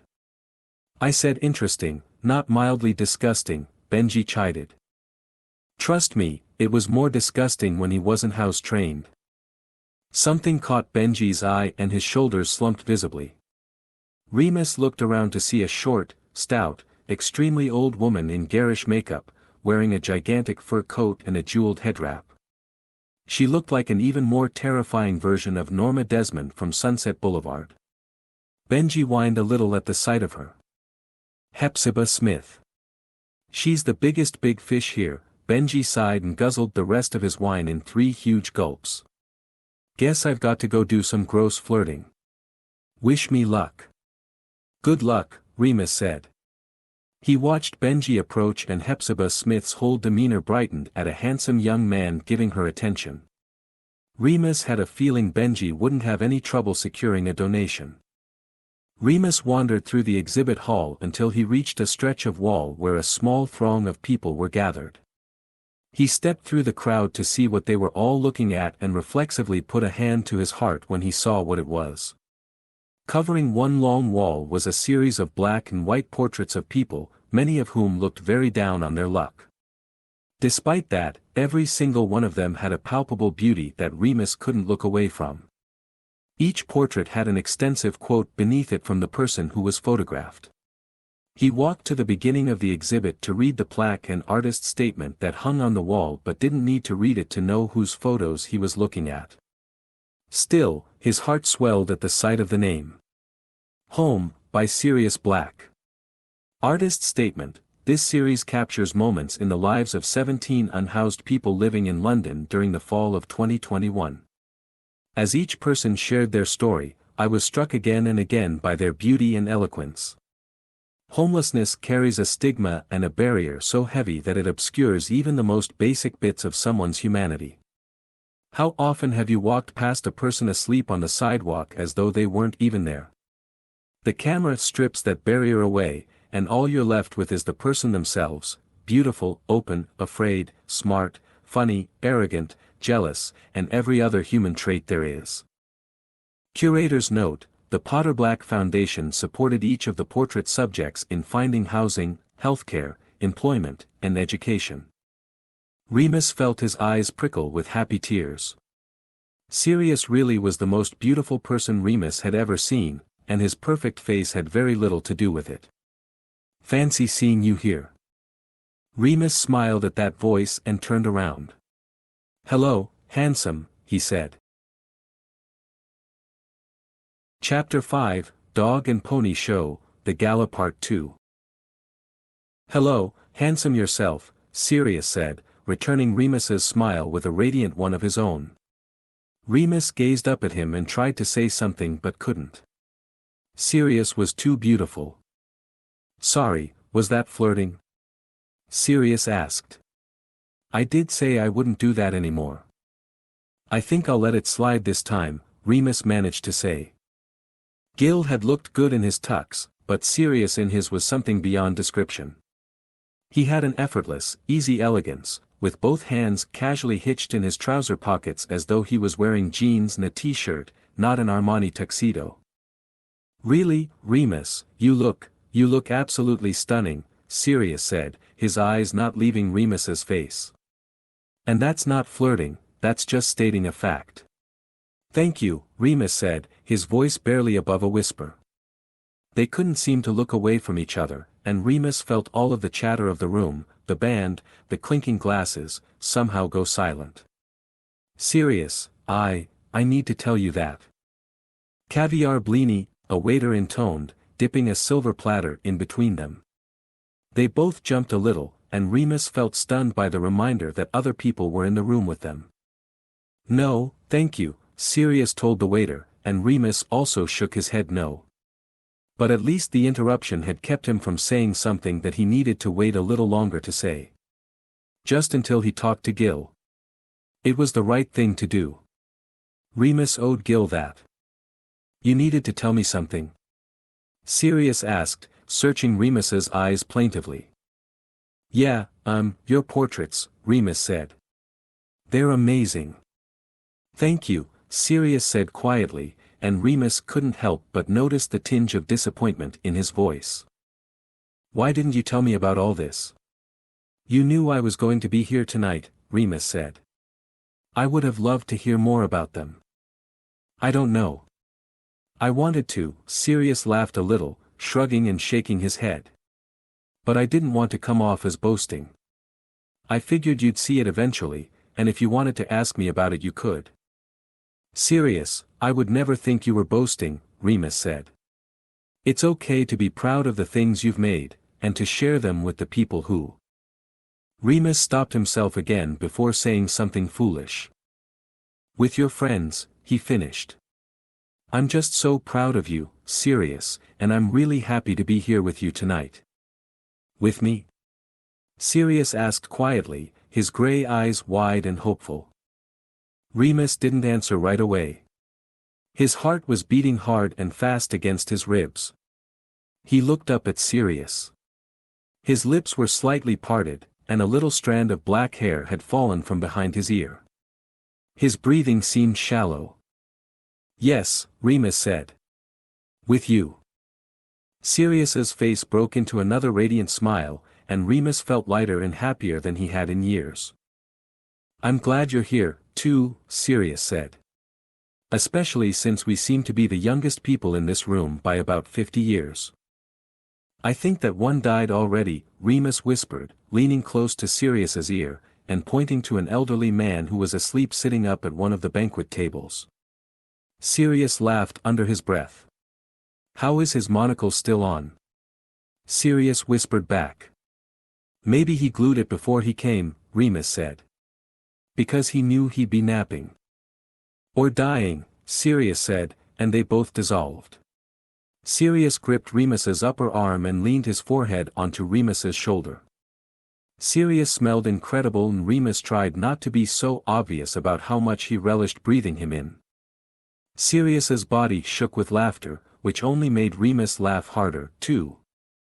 "I think I'm going to pee a little," Remus said, and Sirius barked out a laugh, drawing looks from the people around them. "Stop it, they'll kick me out," Sirius said through tears. Remus felt Sirius's cheek brush against his neck, his 5 o'clock shadow scratching against him and sending a delicious little shiver across Remus's skin. "You started it," Remus said. "No, you started it." "Ladies and gentlemen, welcome," said a voice over a microphone. Remus shushed Sirius and elbowed him in the ribs, and Sirius broke into silent laughter again as a stern-looking woman in square spectacles and a tartan skirt suit addressed the crowd. Gil stood next to her and shot Remus and Sirius a dirty look. Remus took a deep breath, trying to compose himself. "I'm Minerva McGonagall, director of the Godric's Hollow Museum of Fine Art. We're thrilled you could join us this evening to celebrate the official opening of the new Flamel Family Visual Arts Center." She paused to allow a smattering of applause. "This occasion is thanks to the late Nicholas and Perenelle Flamel, whose generous bequest made the construction of this state-of-the-art addition possible. Now I'd like to welcome our Master of Ceremonies, Mr. Gilderoy Lockhart." The audience broke into applause again, and Remus looked at Sirius out of the corner of his eye. Sirius was clapping, too, but had stiffened visibly as Gil took the microphone from McGonagall's hand and launched into the same welcome remarks that Remus had heard him practicing in the car, his golden syrup voice smooth and cloying. Gil was incredible at commanding the crowd, and everyone in the room hung on his every word, even as he talked about things as mundane as sustainable concrete. Everyone except Remus. He couldn't stop stealing glances at Sirius, whose upper arm was pressed against his own. Among them, Godric's Hollow's own Sirius Black, whose photo series, Home, is the centerpiece of the new wing. Gil paused to allow for applause and for Sirius to join him at the front of the room. Sirius looked at Remus, who beamed at him and squeezed his hand. Sirius smiled back and laced their fingers together briefly before walking away. Remus looked back up at Gil, who hadn't missed the intimate gesture between them. His toothy smile faltered, and his eyes darkened, but only for a split second. Because in the next moment he was smiling broadly again, clapping Sirius on the back, and handing him the microphone. "Thank you, Gilderoy," Sirius said, his posh voice sounding even posher than Remus had ever heard it. He caught Remus's eye and gave him a little smile, and Remus felt his heart flutter, something he thought only happened in books. Sirius looked around at the crowd again and continued. "And thank you all for being here and supporting this work. I'd like to take this moment to draw your attention to the Potter Black Foundation, which provides housing support, food relief, education, career coaching, healthcare, and financial literacy training to Britain's unhoused populations. Our annual fundraising gala is in December, and I hope to see many of you there. Thank you." Remus was stunned as he watched Sirius hand the microphone back to Gil, return his hands to his pockets, and lope back through the crowd. He hadn't mentioned a single thing about his work or himself. "How was that?" he whispered to Remus. "Absolutely beautiful," Remus whispered back, unable to keep the adoring tone from his voice, and he wondered whether Sirius could hear it, too. "I'm going to get some champagne," Sirius said, as Gil finished his remarks. "Do you want some?" "Sure, thanks," Remus said. He sighed as he watched Sirius walk away. He'd made up his mind. He'd talk to Gil and end things tonight. He didn't care if it was reckless or too soon. He didn't care that he'd only known Sirius a week. He didn't need a pro/con list to know that he could fall in love with Sirius Black and was probably already starting to. Remus. Benji grabbed his arm from behind and wheeled him around, looking and sounding frantic as he stared over Remus's shoulder with wide eyes. Remus turned around, trying to figure out what Benji was looking at. "What?" Remus asked. "Did you have to do unspeakable things to Hepzibah Smith in the loo? Do you know Sirius Black?" Benji breathed, gripping Remus's upper arm so tightly it was starting to hurt. "Yeah," Remus said. "Oh my God, why didn't you tell me?" "I don't know. He's gorgeous." Benji gushed. "Please, tell me he's single." "Yes, tell us, Remus." Remus looked up to see Gil standing next to them. How much of the exchange he'd heard, Remus didn't know. "Well?" Benji demanded. "I don't know. Maybe," Remus stammered, glancing up at Gil before looking back at Benji. "You have to introduce me," Benji said, his eyes widening hopefully. "I don't know," Remus said, shaking his head. "Unless you don't want to." Benji started, but Gil cut him off. "Why wouldn't he want to?" "Of course Remus will introduce you," Gil said cheerfully. Remus looked helplessly at Gil. He had no intention of breaking up with him right here and now in front of all these people. It would be humiliating and so rude. He owed him a real conversation in private. He was contemplating just pulling Gil into the hallway when Benji gasped, his expression wild. Remus looked over his shoulder again to see Sirius walking back toward him with 2 flutes of champagne, his eyes darting between the 3 of them curiously. "Oh my God, he's coming back," Benji breathed, releasing Remus's arm from his grip, and standing up straight, putting his shoulders back into what Remus recognized as his, trying to look tall and cool, posture. "Here you go," Sirius said, handing Remus one of the glasses of champagne. "Thanks," Remus replied. He opened his mouth to speak but Gil beat him to it. "Sirius, old chap, you're single, aren't you?" Sirius glanced at Remus once before answering. "Yeah, I am," he said tightly. "Splendid," Gil replied. "Remus wanted to introduce you to a friend of his." "Did he?" Sirius asked, arching an eyebrow, and looking at Remus. Remus clenched his jaw and stared at Sirius, trying to convey things with his eyes, but didn't answer until Benji elbowed him hard, making him inhale sharply. "Yes, this is my friend, Benji Fenwick," Remus said, and Benji practically lunged himself at Sirius, offering his hand to shake. "I've been such a fan of your work for so long," Benji said. "The home series is brilliant, congratulations." "Thank you," Sirius replied, looking at Remus again with unmistakable hurt in his eyes. Remus felt like he was going to cry or throw up or both. "I'd love to take you out sometime," Benji said, a heavy tone of desire in his voice. "We should all grab dinner together," Gil said suddenly. "Tonight." "Tonight?" Remus said, alarmed. He had plans for tonight. Plans to end things with Gil. "Yes, tonight," Gil said, smiling broadly. "Your mum is staying over with Teddy tonight, there's no reason you have to be back home at any particular time. It could be a nice double date." "A double date? That sounds fun," Benji said excitedly. He looked at Sirius. "What do you think?" Sirius hesitated, looking at Remus again, and Gil chose that moment to yank Remus into a messy kiss. Remus closed his eyes in surprise for a half second, and when he opened them, he saw Sirius watching them with a stony expression. "Sure," Sirius said, giving Benji his most dazzling smile. "I'd love to." Chapter 6, In the Doghouse.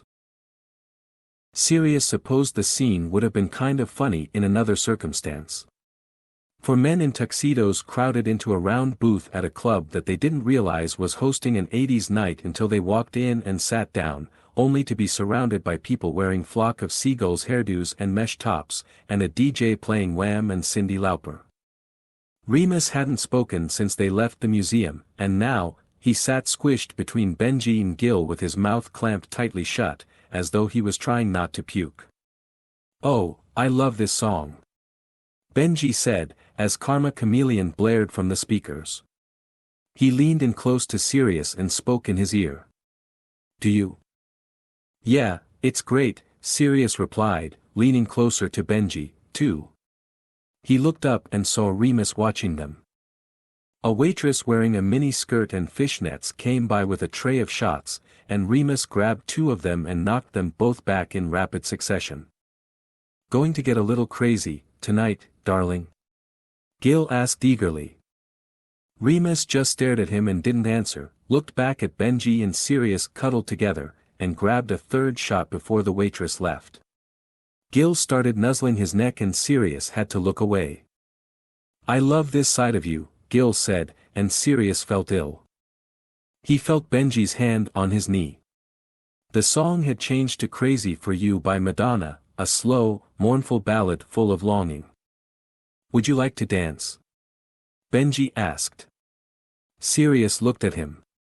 He really was very cute, with a boyish charm, chocolate brown eyes, and an infectious smile. He glanced over at Gil, who was still attached to Remus's neck. "Sure," Sirius said, and allowed Benji to take him by the hand and lead him away. He didn't turn around, but Sirius could feel the weight of eyes on his back. He and Benji reached the dance floor and folded into each other, swaying slowly to the music. Benji wrapped his arms around Sirius's neck and pressed tightly against him. "So, how do you and Remus know each other?" Benji asked. "We adopted brother puppies on the same day," Sirius said, a small smile forming at the memory. "And our sons have gotten to be friends, too." "That's really sweet," Benji replied. "Yeah, I suppose it is," Sirius said, trying to keep the sadness out of his voice. Remus had been honest with him from the beginning about being just friends. He didn't know why he kept getting his hopes up. Benji's arms felt nice around him, if only to make him feel a little less lonely. "What about you two?" Sirius asked. "Me and Remus? We met at work," Benji said. "I'm a professor in the art department." "And did you two ever date?" Sirius asked hesitantly. Benji shrugged. "We went out a couple of times, but nothing serious. We're just good mates now," he said. "And what about him and Gil?" Sirius asked before he could help himself. "How did they meet?" "They met at the supermarket," Benji laughed. "They were both reaching for the same melon. Like something out of a romantic comedy." "Yeah," Sirius said. "It was like something out of a romantic comedy," he thought sadly. "Are they very serious?" They seem to be," Benji said. "But let's not talk about them. I'd rather focus on you." And he leaned up and kissed Sirius. His lips were soft and gentle, and Sirius felt Benji's tongue brush across his lower lip. It was nice. When Benji pulled away, he smiled sweetly. "I've been wanting to do that all night," he whispered. "You have?" "Yeah," Benji said, looking at him intensely. "If you want to get out of here, just say the word." Sirius nodded. "Would, Remus stay over at Gil's if we did, do you think?" "I guess," Benji said, frowning a little. "I suppose." "Right," Sirius said, nodding sadly. Benji gasped and stopped dancing. He took a small step back and looked at Sirius as though he was seeing him properly for the first time. "Oh my God," he said, with a small smile. "What?" Sirius asked, and Benji laughed at him a little. "You fancy Remus?" Sirius's face fell. "Am I that obvious?" Yeah, you are, Benji said. Does he know? Kind of, Sirius replied. But I don't think he really knows how much. Oh, mate, I'm sorry, Benji said. If you want, I'll shag the daylights out of you anyway. Might take your mind off things a bit. It's tempting, but... Sirius's voice trailed off, and Benji just smiled. Finish the dance anyway, he asked. Sirius nodded and Benji put his arms back around his neck and rested his head on Sirius's shoulder. Tonight hadn't gone any way Sirius had planned at all. He couldn't even manage a pity shag from the cute guy attached to him. Sirius sighed and just kept dancing. When they got back to the table, Remus and Gil were gone. There's a rooftop bar, Benji said. Maybe they went up there. They finished their drinks and headed upstairs. The rooftop was pretty and lively, strung with fairy lights and overlooking the downtown. They had just made their way over to the crowded bar when Sirius heard a familiar voice that was smooth and cloying, like thick golden syrup. Yes, the rumors are true, Sirius overheard Gil saying. He looked over as stealthily as he could without drawing attention to himself through the crowd and saw Gil speaking to another man next to the bar. I can't believe someone finally tied down old Gilderoy Lockhart, the man said. Well, I don't know about tied down, Gil laughed. But my manager told me that if I wanted to go national, I need to be taken more seriously. So what better way to do that than to be in a relationship with a literature professor? Ah, instant credibility with the literati. Exactly. And Remus is perfect, Gil said. He's gorgeous but has no idea he's gorgeous, so I'm not worried about him cheating. He can carry on an intelligent conversation with people while they're waiting to talk to me. He looks fantastic next to me in photos, and he's a hell of a shag. All in all, I'd say he's a solid 8. He'd be a 9 without the kid. Where is he now? Didn't you come upstairs with him? He's in the loo. I think he's getting sick, Gil said unconcernedly. Drank a little too much. Might make for a good night later, though, the man said, and Gil laughed. Don't I know it? Like I said, hell of a shag. Are you too exclusive then? The man asked. Well, he is, Gil said. As for me, I can't help who's a guest on my show. And I'm nothing if not a good host. They both snorted with laughter. Sirius and Benji looked at each other in disgust. Sirius felt his blood boiling. He wanted to pitch Gil right off the roof. Holy shit, Benji said, his eyes wide. He turned to look at Sirius, but Sirius was already pushing through the crowd and approaching Gil. He felt magnetized by anger. Ah, Black, Gil said as he saw Sirius. He glanced at Benji over Sirius's shoulder and dropped his voice, looking at him conspiratorially. Gonna get lucky tonight? Are you fucking kidding me? Sirius demanded, and Gil's eyebrows shot up. Did you strike out? Gil laughed. How'd you manage that? Fenwick seemed like a sure thing to me. How dare you talk about Remus like that? Sirius said. Oh, right, Gil said, nodding. I know you have some kind of little crush on him. Must be hard for you to watch him with me. You're a 10, and you know you're a 10, and you've never been turned down before, have you? Fuck off, Gil, Sirius said, but Gil just laughed humorlessly. I seem to have struck a nerve, Gil said, raising an eyebrow and sipping his gin and tonic. You and I are the same sort, Black. I spotted you a mile away.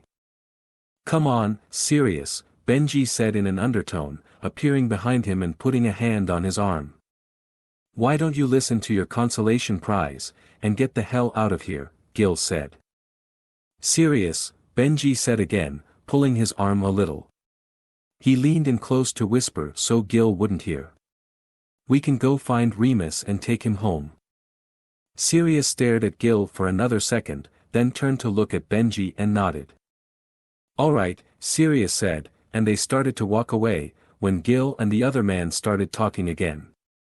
Your boy's been gone a long time, the man said.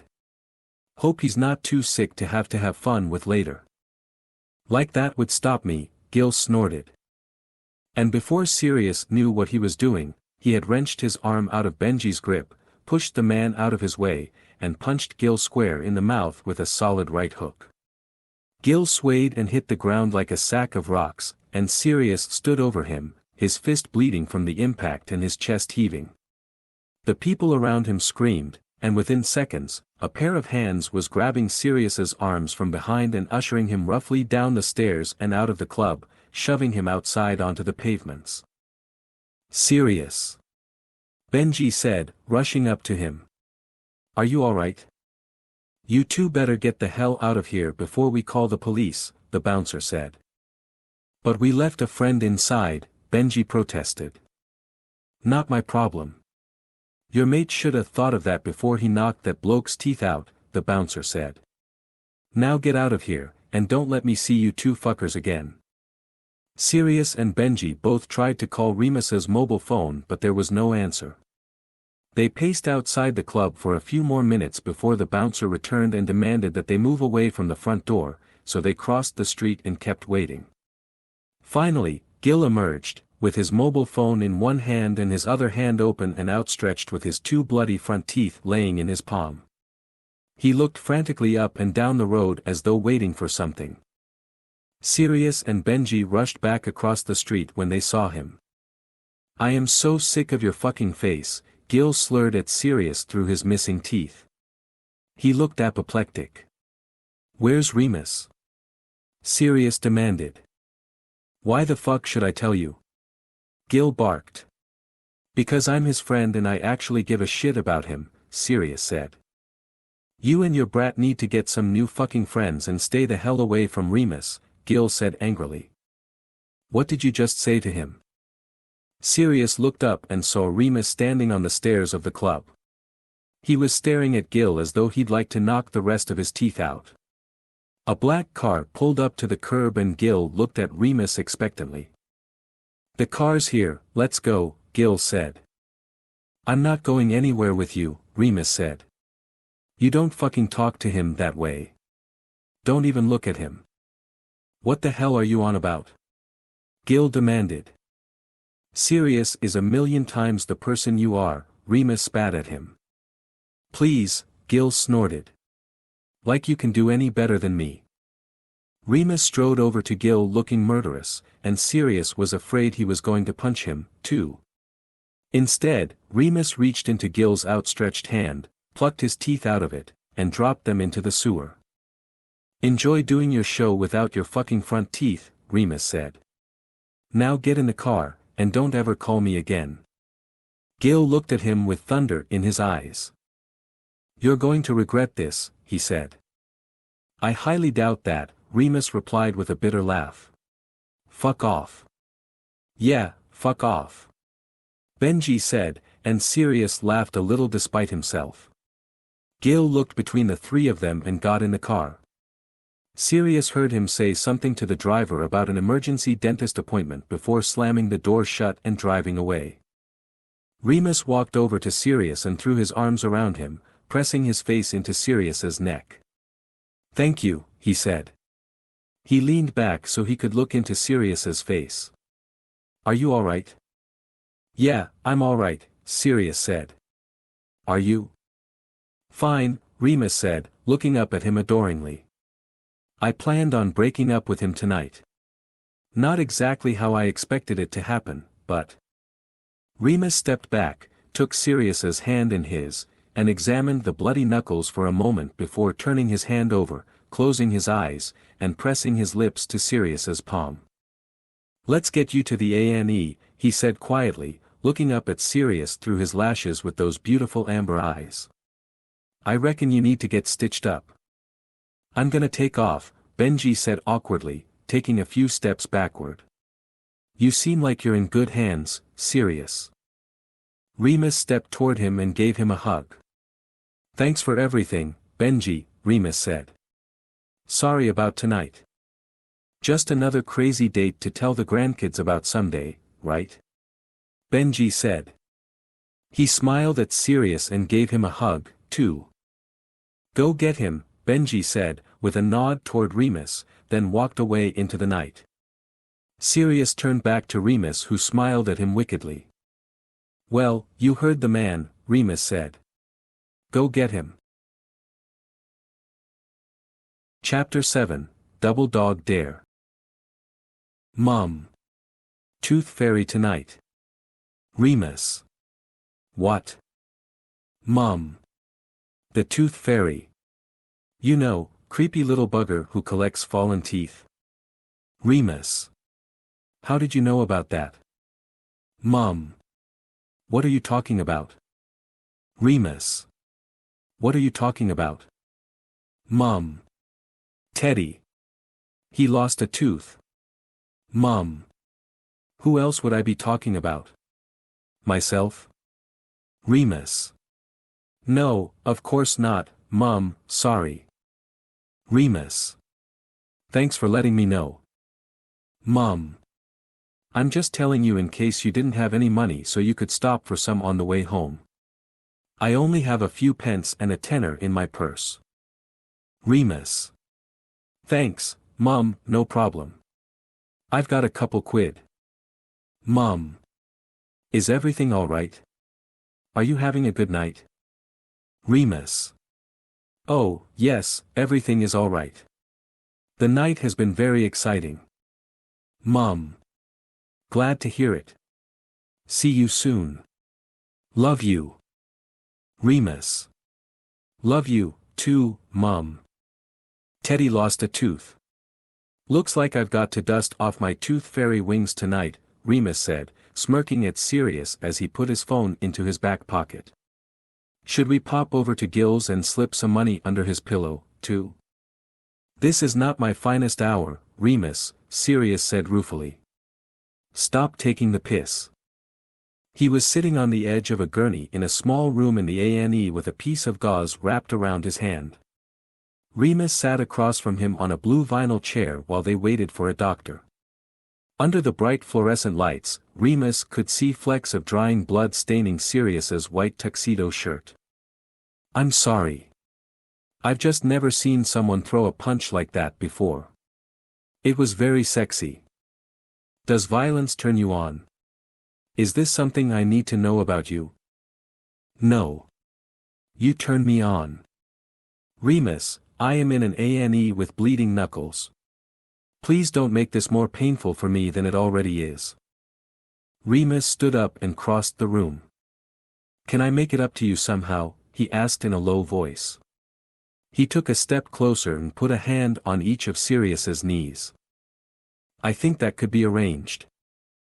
Do you have any ideas about how I might do that? Remus pushed Sirius's legs apart and stepped between them, their chests brushing together. Sirius looked up at Remus standing over him. I have several ideas.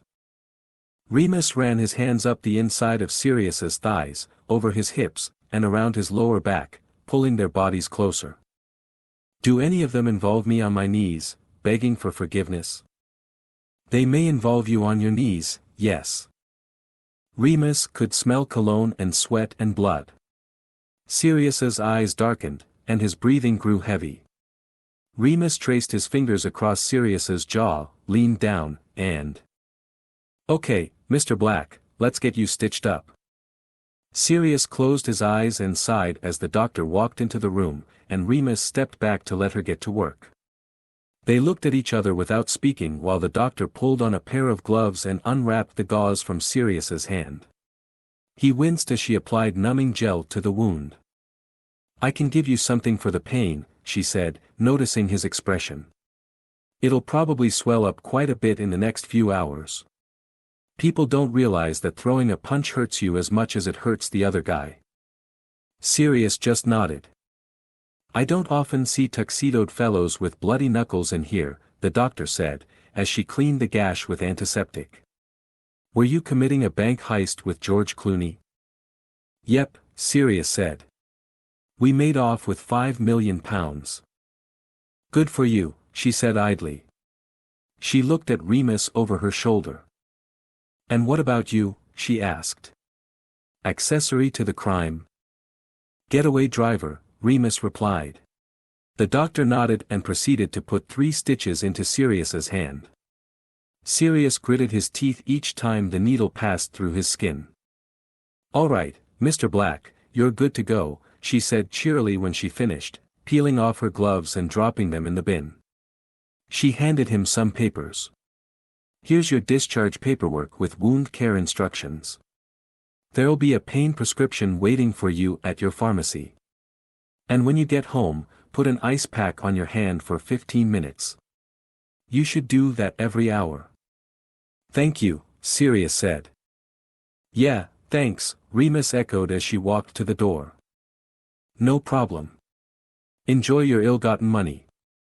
Oh, and one other thing," she said, looking between them with a raised eyebrow before fixing Sirius with a look. "I recommend avoiding any strenuous activity for a few days. If you get my meaning." Remus and Sirius glanced at each other. Remus shoved his hands into the pockets of his tuxedo trousers.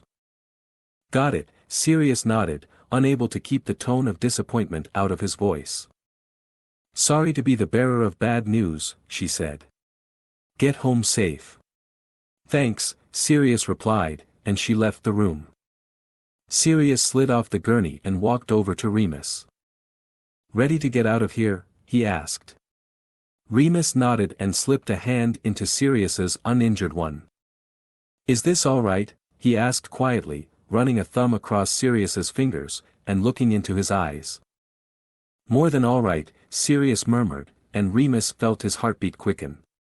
They walked out of the exam room, down a hallway, and out the A&E's automatic sliding doors, pausing as they reached the pavements outside. "Harry and Ziggy are staying over at my friend Marlene's house tonight," Sirius said, turning to Remus, his face glowing ethereally under the bright light of the street lamp. "I'd love to invite you back to mine, but I'm not sure I could resist engaging in strenuous activity if I did." "I know I couldn't," Remus replied, and felt Sirius's fingers tighten around his own. "I need to get home anyway. Tooth Fairy, remember?" "Ugh, don't mention teeth," Sirius said with a laughing groan, closing his eyes and leaning his forehead against Remus's shoulder. "Sorry," Remus said. Sirius lifted his head slightly but didn't pull away. Instead, he pressed his stubbly cheek against the side of Remus's neck and twisted their fingers more tightly together. When he spoke, Remus could feel the ghost of his lips against his skin, the warm air making goosebumps erupt across his body. "I wanted to kiss you the very first time I saw you," Sirius whispered. "And every time I've seen you since. You're all I can think about. Even when you said you only wanted to be friends, I was fine with that, because it meant I could still be near you and talk to you. But I never wanted to break up your relationship." "You didn't?" Remus laughed against his neck. "Well, maybe I did a little," Sirius admitted. "But I'm still so sorry, Remus." Remus leaned back, and Sirius lifted his head. They stared at each other, gray eyes into amber, and Remus drank in every inch of Sirius's face, his eyes, his lips, his skin, his hair. How could he exist? He was so beautiful, inside and out. It radiated through him, like the brightest starlight. "I'm not sorry," Remus replied. "About any of it. I only wish I had said yes to dinner when you first asked. Because then I could have kissed you right away. And I would have kissed you 1,000 times since then, and every chance I could get after that. Serious, I think." He stopped himself abruptly with an embarrassed half-laugh, leaned their foreheads together, and closed his eyes. Sirius let go of Remus's hand and brought the tip of his index finger to Remus's chin, tilting it upwards so they were looking at each other again. Their bodies inched closer, until their legs and hips and chests were pressed together. Sirius felt strong and warm against him, and Remus wanted to sink into his skin. "What is it?" Sirius whispered, his fingers brushing down Remus's throat. "It's silly," Remus said, as heat prickled up his neck. "You can tell me," Sirius said. He ran the pad of his thumb across Remus's Adam's apple, and in that moment, Remus thought he might tell Sirius anything. He didn't need torture to break. Just Sirius's fingers stroking his skin. "I think I could fall in love with you," Remus breathed, his voice trembling and his heart pounding at the confession. "I think I've been waiting a long time for you." Remus searched Sirius's eyes for signs of hesitation or fear but found none. Instead, Sirius smiled and wrapped his hand around the back of Remus's neck. It felt perfect, like it was meant to be there.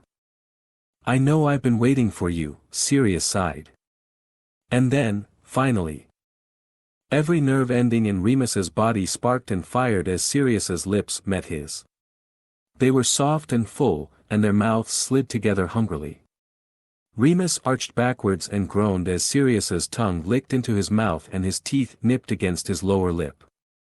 Remus wrapped his arms around Sirius's waist and pulled him close, feeling the kiss penetrate his heart, his lungs, his bones. He felt lightheaded and weightless, as though he'd float away or evaporate if Sirius ever let him go. He'd never, ever been kissed like this before, had never been held like this before, and had never wanted anyone so badly before. There was only one word for it. Magic. Remus pressed his hands against Sirius's back and slid them down the strong muscles flexing along his spine and over the curve of his arse. Sirius trembled under his touch and angled his hips toward Remus's, tilting his head back. Remus seized his chance to kiss and nip down the side of his neck. Sirius moaned and gripped Remus's shoulders, but a second later, let out a sharp cry. "Ah, fuck," he said, pulling his hand away quickly. His eyes were closed, and he gritted his teeth in pain. "Oh, my God, your poor hand," Remus gasped, gingerly kissing his wrist, his palm, his fingertips. "It's only been 10 minutes, and we already can't follow directions about strenuous activity." "It was worth it," Sirius said, dipping down to kiss Remus again, and Remus felt his body melt once more. He gripped Sirius's hips, letting his fingers press into the firm flesh for another minute before pulling away. "Sirius, you have to take it easy," Remus panted, putting a hand between them, and pushing against Sirius's heaving chest, sighing helplessly at the feeling of hard muscles under his fingers. "What's worse? Not being able to kiss you, or only being able to kiss you?" Sirius asked with a tormented laugh, as though his hand wasn't the only thing aching. "If all I ever did was kiss you, I think I would still die a happy man," Remus said. Me too," Sirius replied, kissing him again. "But I would die much happier if I could also fuck you." Remus laughed and kissed him once more, slow and filthy. "Ain't that truth?" Remus said, pulling away and leaving Sirius breathing hard in his arms. Remus took a stumbling step back and shook his head a little, as though willing some of the blood in his groin to return to his brain. He looked at his watch. "We could call an Uber," Remus said. "But it's only 11:30. Want to walk?" "Walk it off, you mean," Sirius said with a naughty smile, looking down at the prominent bulge in Remus's trousers and hitching one finger into Remus's belt loop, yanking him forward.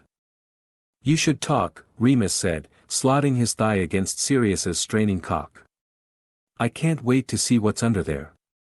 Sirius put both hands on Remus's hips and flexed his fingers but gasped at the pain again a second later, shaking his head as though he couldn't believe he kept forgetting. "Okay, Remus," Sirius said in surrender. "We need to talk about unsexy things now, please."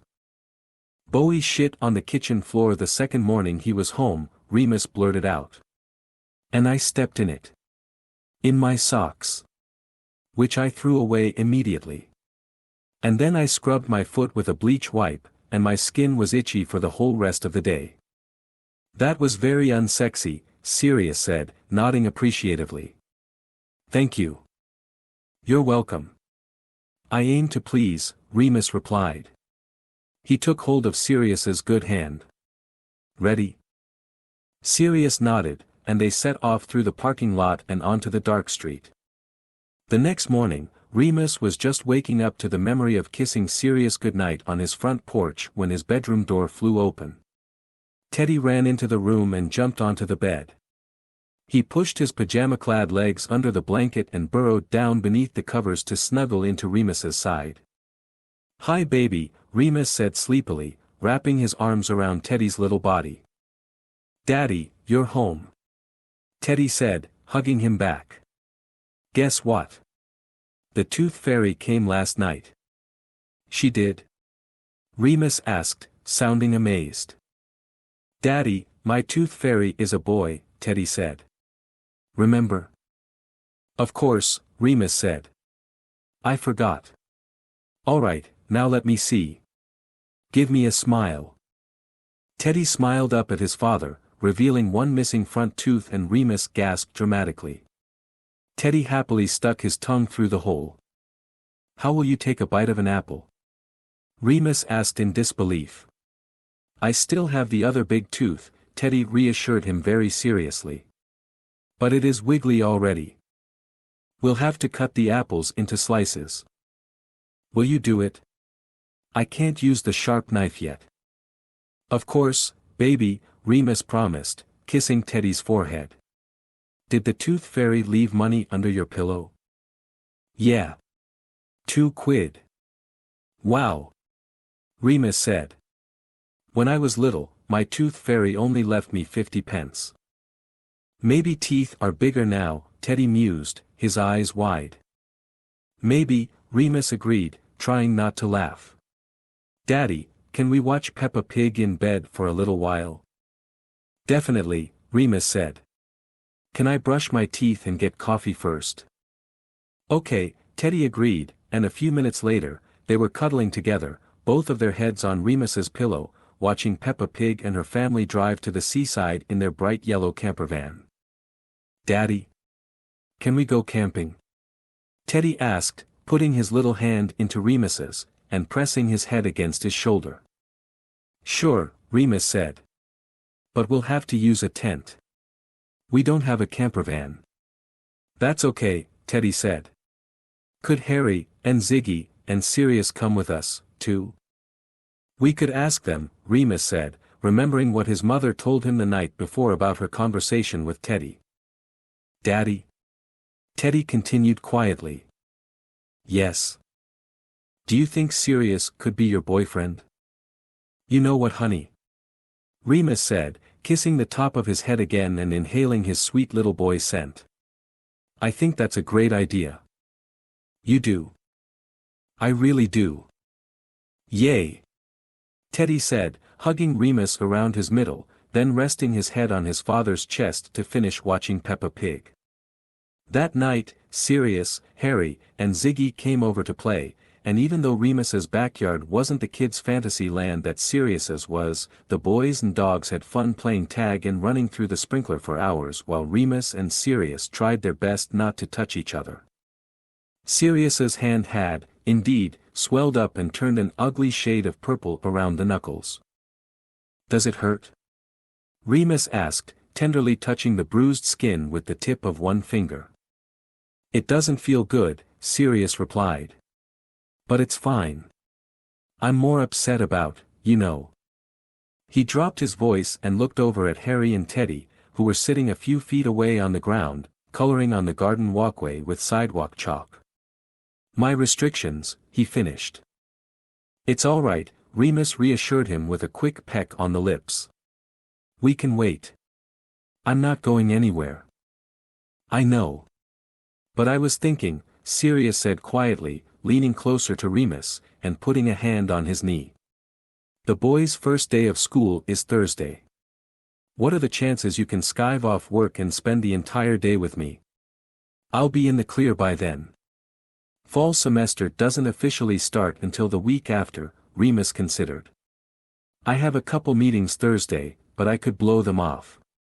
He leaned forward, and dropped his voice, speaking right into Sirius's ear, "and blow you instead." Sirius's fingers curled into Remus's knee at these words, and he bit his lower lip, hard. "Harry?" Sirius said in a strained voice. "Remus and I need to go into the house for a minute. Can you be a big boy and stay in the backyard with the puppies?" "Sure, Patty," Harry assured him solemnly. "Thanks, Harry," Sirius said.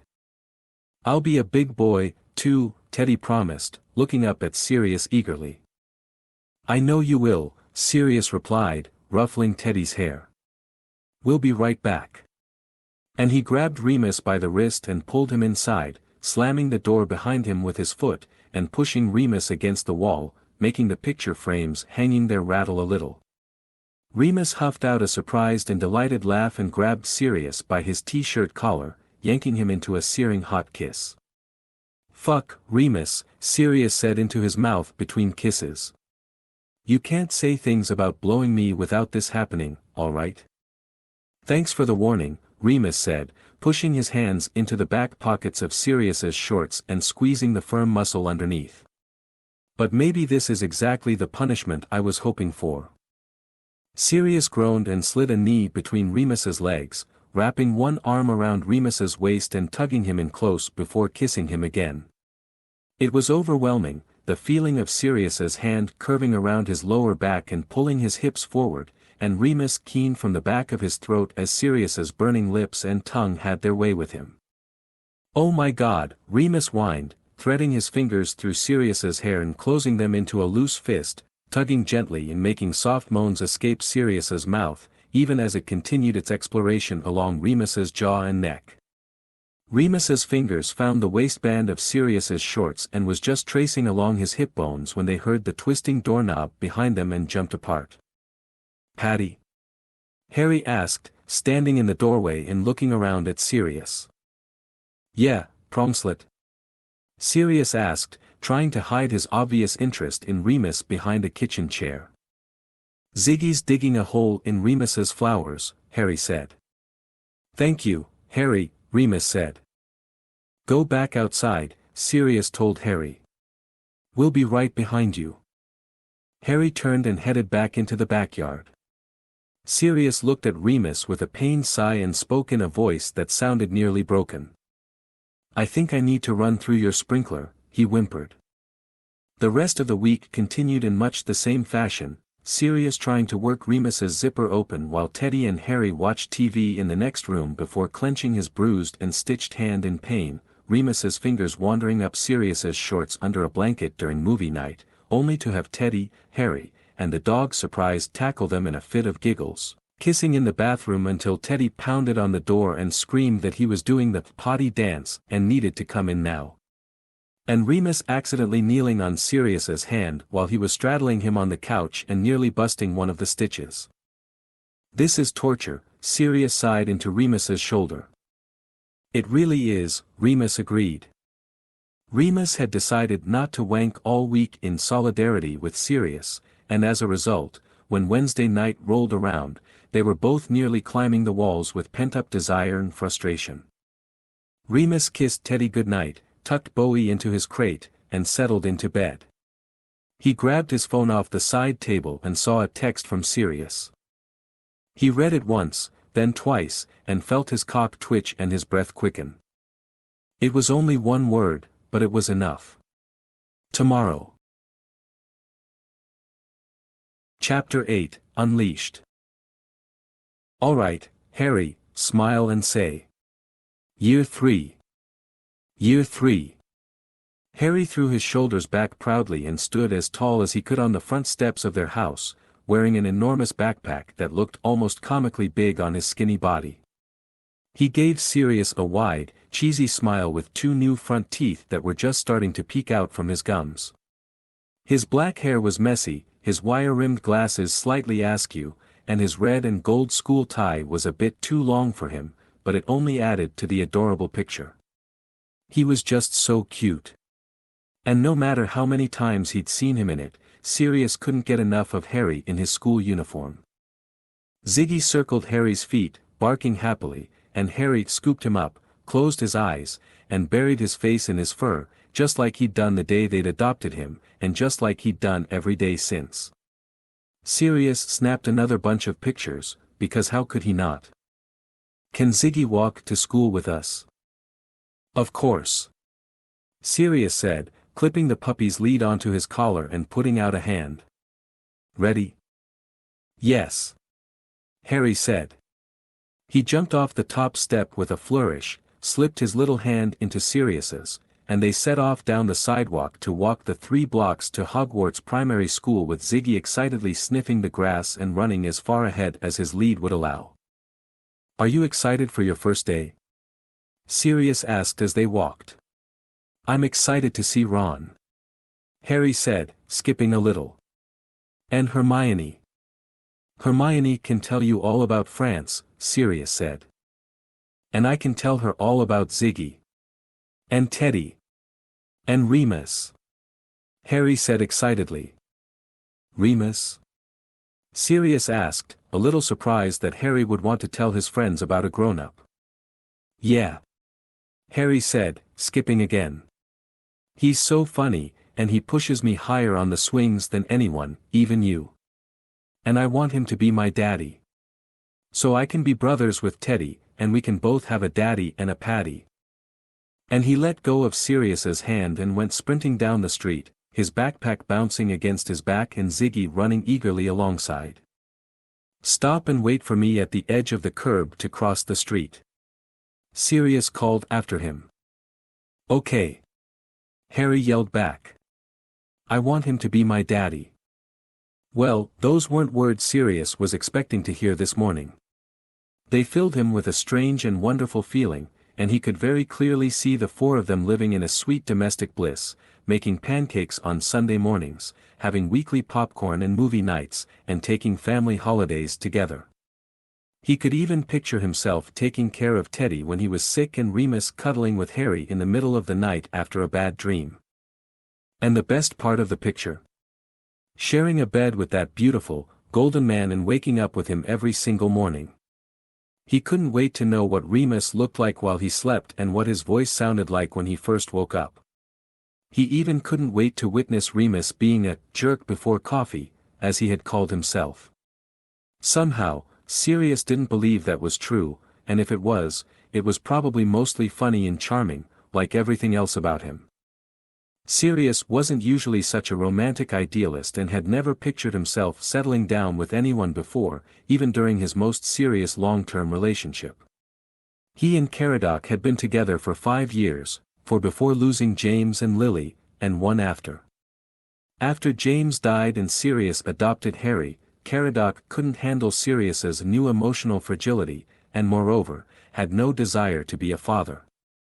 They were both 26 when Harry came into their lives, and Caradoc decided that he was too young to be tied down by an orphan baby and a morose boyfriend he barely recognized anymore. Looking back, Sirius supposed he couldn't blame Caradoc, even though he felt angry and abandoned at the time. For 4 years, their relationship had been built on wildness, danger, and fun, parties, pubs, sex, cruising through the streets of London on Sirius's motorbike, and as little responsibility as they could manage. But when James died, all of that came crashing down, and Sirius was not only consumed by grief, but also by his unending devotion to Harry. Choosing between Harry and Caradoc was easy because there was no choice. It was always going to be Harry.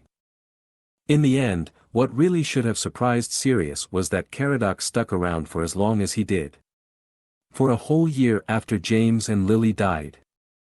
A whole year of being woken up at 2 a.m. by a crying baby or a crying boyfriend, or sometimes, usually, both. A whole year of Sirius's motorbike collecting dust in the garage, of turning down party invitations and pub nights. A whole year of realizing that he didn't love Sirius the way he thought he did. At least not this version of him. And finally, a whole year of slowly spending fewer and fewer nights at their shared flat. Their relationship finally imploded for good 1 year and 2 weeks, 381 days, actually, after James and Lily's death. Caradoc came home at 3 o'clock in the morning after being MIA for 4 days. He was drunk, noisy, and not alone. Harry immediately woke up from the sounds of heavy footfalls and loud voices and started crying inconsolably. Sirius stumbled, livid and exhausted, into the living room, with a bawling toddler on his hip and an empty duffel bag in his fist. He threw the bag at Caradoc and told him to get his shit and get out. "What gutter did he scrape you out of?" Sirius demanded of the rangy-looking man who was now standing awkwardly in his living room while Caradoc stuffed a few essentials into the duffel bag in their bedroom. The man wisely didn't answer. "Doc," he called over Harry's red-faced screams. "You almost done?" "Yep," Caradoc said, emerging from the bedroom with the bulging, hastily packed duffel bag flung over his shoulder and his heavy combat boots thunking down the hallway. "I'll come back for the rest of it tomorrow," Caradoc told Sirius. "Don't," Sirius said. "Just text me where to send it." "Don't be stupid, Sirius," Caradoc said. "Do you know how expensive that'll be?" "A small price to pay for not having to see you ever again," Sirius spat, watching with savage satisfaction the way his words stung the man he'd shared his life with for 5 years. "Get the fuck out of here and take your scummy little boy toy with you." "You know what, Sirius?" "Fuck you," Caradoc said. "I tried, okay. I really did. But it's been a year, and you're still a fucking mess. Sorry if I want my life back." "Just leave," Sirius said, opening the door and standing aside to let them out. He was more tired than anything at this point. "Just please fucking go." "Fine," Caradoc said. And he did. Sirius didn't cry. He'd known true heartbreak, and this didn't even come close. He just went back to bed, bringing Harry with him, and fell immediately to sleep. Within a month he had broken his lease on his flat and bought a house with a big backyard in Godric's Hollow, a large suburb of London. He never saw Caradoc again. He didn't miss him. He dated over the years, quite a lot, actually, but nothing ever stuck, at least not for long. Harry had met only one boyfriend aside from Caradoc, a man by the name of Gideon Pruitt who Sirius dated for about 8 months when Harry was 4. Gideon was very nice. Quiet. Responsible. Boring.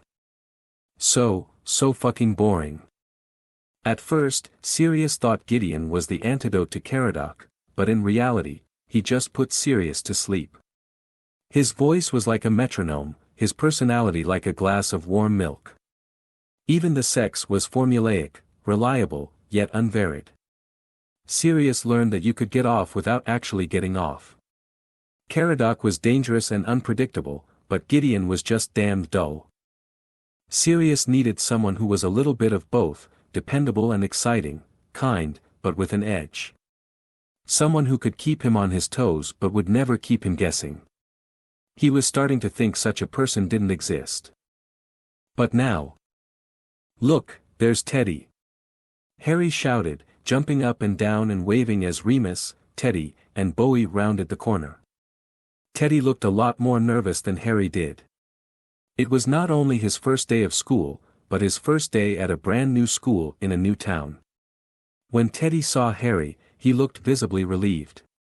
"Hi," Teddy said with a grateful sigh, waving but not releasing the tight grip he had on Remus's hand. "Teddy, do you want to take Bowie's lead and walk with Harry and Ziggy?" Remus asked. "No, Daddy, I want to stay with you," he said quietly, looking up at Remus with big, nervous eyes. "Okay," Remus said, not pushing or asking any more questions. Remus could clearly tell how nervous Teddy was. "Morning, sunshine," Sirius said to Remus, greeting him with a quick kiss. "Good morning indeed," Remus replied with an arched eyebrow and cheeky smile that sent desire and anticipation rippling through Sirius's stomach. "So, Remus, do you have any plans today?" Sirius asked as they all made their way toward the school. "Oh, I have big plans," Remus replied. "Yeah? How big?" Sirius asked, and he saw Remus smirk out of the corner of his eye. "Pretty big, actually." "Certainly bigger than average," Remus replied casually, and Sirius tripped a little on the sidewalk. "Careful, pad foot," Harry said, and Remus burst out laughing. "Yeah, careful, pad foot," Remus said. "Don't want you injuring anything else before I have a chance to unleash my very big plans." "How much bigger than average?" Sirius asked in an undertone, unable to stop himself. Well, I've never actually measured my plans, Remus said. But I promise, they're always well laid. Yes, Remus was exactly the kind of person Sirius had been looking for. A few minutes later, they arrived at the school, where throngs of kids and parents were hugging and kissing each other goodbye while the teachers were lined up on the lawn, holding large pieces of decorated poster board with their names on them. Teddy looked around, wide-eyed, and continued to grip Remus's hand. Remus crouched down so he and Teddy were at eye level, and Sirius felt his heart melt a little as Teddy threw his arms around Remus's neck and pressed his face into his shoulder. "You're going to have such a fun day, Teds," Remus said, running his wide palm up and down Teddy's back. "And look, there's Mrs. Sprout. She's waving to you." Teddy lifted his head off his father's shoulder and looked up to see a kind-faced teacher in a pretty sunflower print dress smiling and waving at him. But it wasn't until Harry arrived at Teddy's side with Ron and Hermione that the little boy finally started to relax. "This is Ron and Hermione, they're my best mates," Harry told Teddy before turning to his friends. "Teddy is my friend, but he's kinda basically almost my brother, too," Harry told them matter-of-factly. Remus looked up at Sirius from his crouched position on the ground and mouthed the words, "Oh my God," over Teddy's shoulder with wide eyes and a little smile. Sirius just laughed and shrugged, feeling the same surprised happiness that Remus did. "I had Sprout last year," Ron told Teddy sagely. "She's all right. She's brilliant," Hermione said, her brown eyes bright and eager. "Come on, Teddy, you can meet our friend Luna. She's in your year, and she has Mrs. Sprout, too," Harry said. "She's crazy," Ron said, nodding appreciatively. "You'll love her." "Bye, Daddy," Teddy said, hugging Remus one more time and looking much happier than he did a few minutes ago. "Bye Teds, have a great day," Remus said, wrapping his arms around Teddy's waist and kissing the top of his head. "Love you." "Love you, Daddy," Teddy said, and kissed Remus on the cheek. "Bye Patty," Harry said, giving Sirius a cursory hug. He wasn't in year 2, after all, the hug seemed to say. Then he ran off with Teddy, Ron, and Hermione toward their teachers. Remus and Sirius watched them go, standing shoulder to shoulder, their arms brushing together slightly. They didn't say anything, but Sirius took Remus's hand as Teddy disappeared into the school with the rest of his class behind Mrs. Sprout. "He'll be fine," Sirius said quietly, rubbing small circles across Remus's knuckles with his thumb. "I know," Remus said with a sigh. He turned to look up at Sirius. "I'm so glad you're here," he said. "Me too," Sirius replied. They stood watching the empty doorway for another few seconds before wordlessly turning and walking back to Sirius's house, still hand in hand. "I've never actually done the school drop-off with anyone before," Remus said quietly, and Sirius squeezed his hand. "Normally I'd be in tears right now. I'd go home, look at baby pictures, wonder how time moves so fast, cry some more, be late for work. But today..." He turned to look up at Sirius with pure adoration. "I just want to go back to yours and fuck your brains out. I'm glad to be of service to you," Sirius choked, trying not to break into a run to get home as fast as possible. "And I, my darling, cannot wait to be of service to you," Remus said. "I normally top because, well, people tend to really like it when I do that. But I'm a switch at heart, and I will fuck or get fucked any way you want me to." Sirius had lost the ability for human speech, and just nodded as Remus continued talking about fucking him as though he was discussing what pizza toppings to get. "But today," Remus continued, giving a sweet smile and a casual wave to Mrs. Fig across the street as she let her cats outside. "Unless you have any objections, I think I'd like to swallow down your dick until you think you can't take it anymore and then fuck you senseless in every room of your house." "I have no objections." "I didn't think you would." Walking was now becoming an awkward task, and Sirius climbed his front porch steps with some difficulty. He tried and failed to push his key into the lock 3 times, fumbling and missing again and again. Finally, Remus took the key out of his hand, pushed it into the hole with a single, sure thrust, and twisted his wrist, clicking the door unlocked without breaking eye contact with Sirius. Remus tucked the keys back into Sirius's front trouser pocket, letting his fingers graze along Sirius's already aching cock with an evil smile. Sirius just stood there, staring at him, unable to move. "Open the door, Sirius," Remus said quietly, and Sirius obeyed, his breath coming in shallow gasps and his hands trembling. "Now get in the house," Remus continued. "And take off your trousers before I rip them off of you." Chapter 9, Top Dog. Remus Lupin is a sweet person. He's soft, gentle, and kind. He's Teddy's daddy. Kisser of scraped knees and banisher of bad dreams. His arms give the most comforting hugs, his chest makes the comfiest pillow, and his hands bake the yummiest cookies. He's also fucking the daylights out of Sirius for the 3rd time in as many hours, making him see stars, making him see comets, making him see entire constellations, making him believe in deities he's never even heard of. He is pinning Sirius's wrists over his head with one huge hand while gripping the underside of his thigh with the other. He is working his hips in a way that shouldn't be anatomically possible, but Sirius's brain is too foggy to consider the mechanics of that right now. All Sirius knows is that he will be unable to walk, to speak, to do anything except worship at the feet of Remus Lupin from now until the end of time. When Gil called Remus a hell of a shag, Sirius thought he was being crude and vulgar.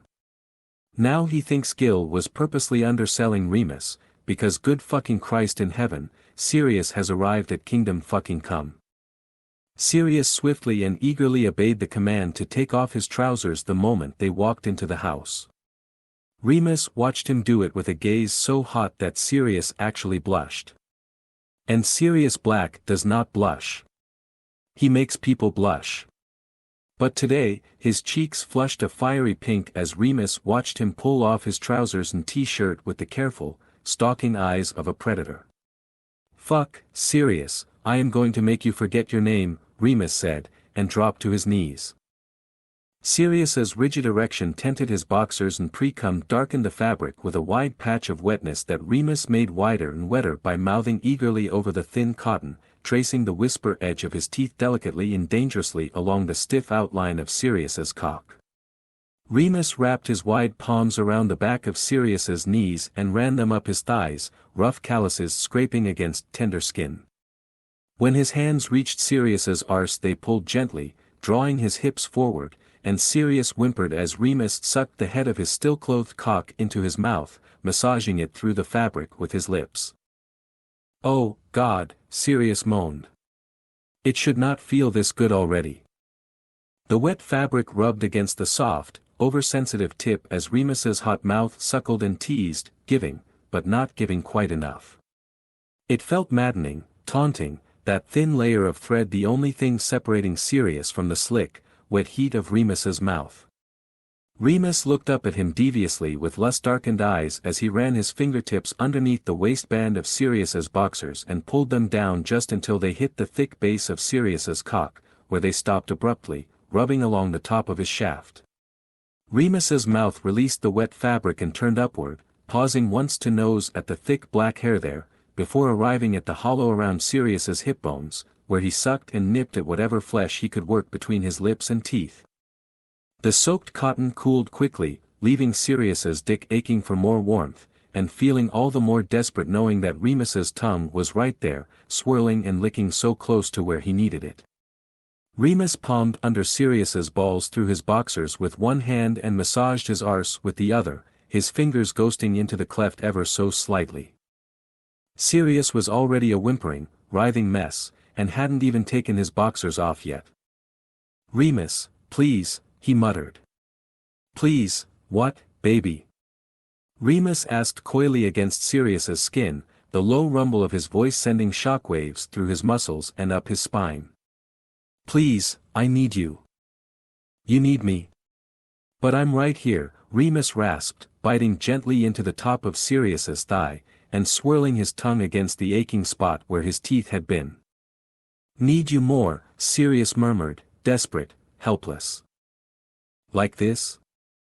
And in one fluid motion, Remus released Sirius's cock from its cloth restraints and plunged it into his mouth, the searing, wet heat sudden and overwhelming, and Sirius gasped.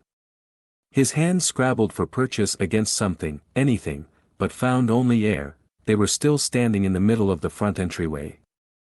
Remus reached up without releasing Sirius's cock from his mouth and grabbed Sirius's wrists, directing his hands to the back of his own head, and pushing them against it, giving Sirius wordless permission to use his mouth and throat any way he liked.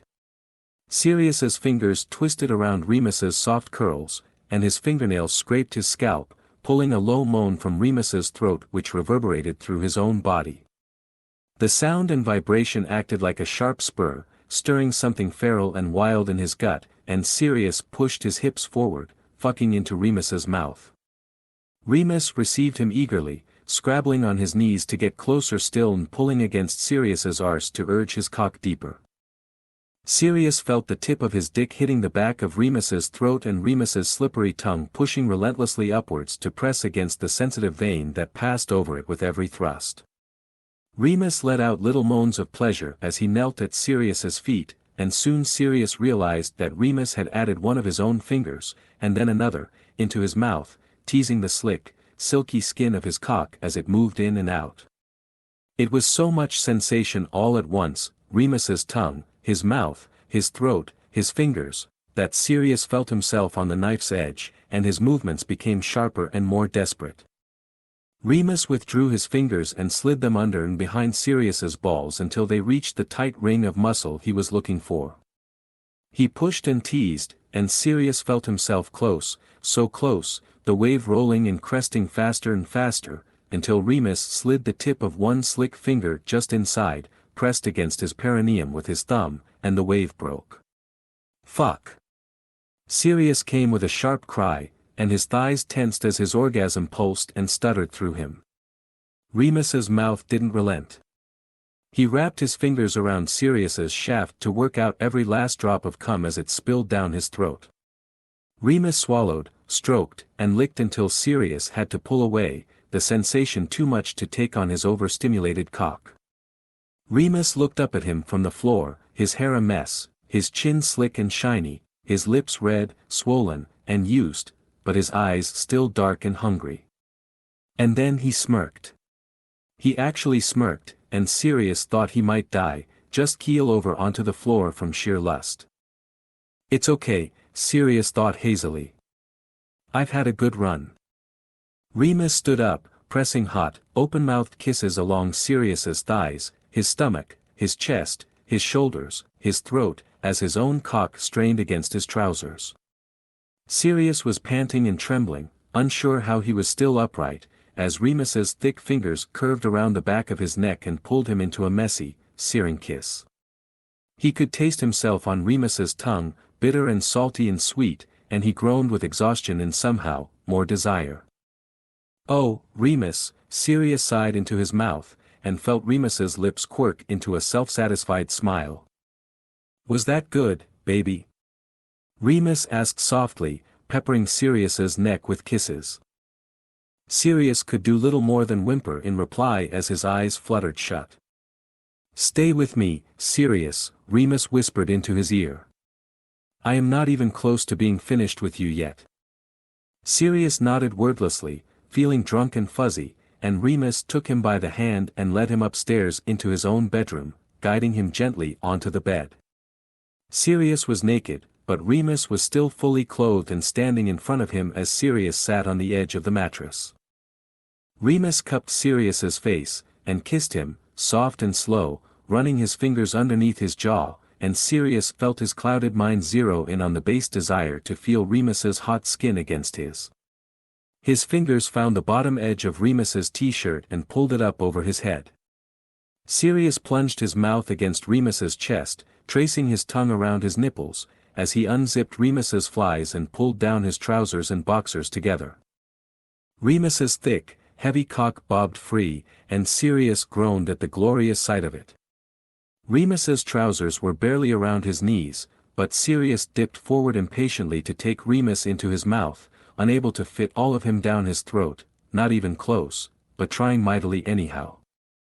Remus threaded his fingers through Sirius's silky black hair, breathing hard. "God, I want to fuck you so badly," he said. "The first day we met, when you texted me and said I would dream about you, I haven't been able to stop thinking about what it would be like ever since." It was an effort to pull away from Remus's beautiful cock, but Sirius did. "Now," he said in a wet, broken voice, and Remus grinned down at him. "Impatient?" Remus asked. "Very," Sirius said, watching Remus kick out of his shoes, trousers, and boxers until he, too, was naked at last. Remus's body was gorgeous, lean, ropey muscles and golden-tan skin covered in a delicate tapestry of white scars, some razor-thin, others thicker, jagged, and shiny, that threaded across his right shoulder, arm, torso, and leg. Sirius's eyes raked over him, and his fingers traced reverently over Remus's skin.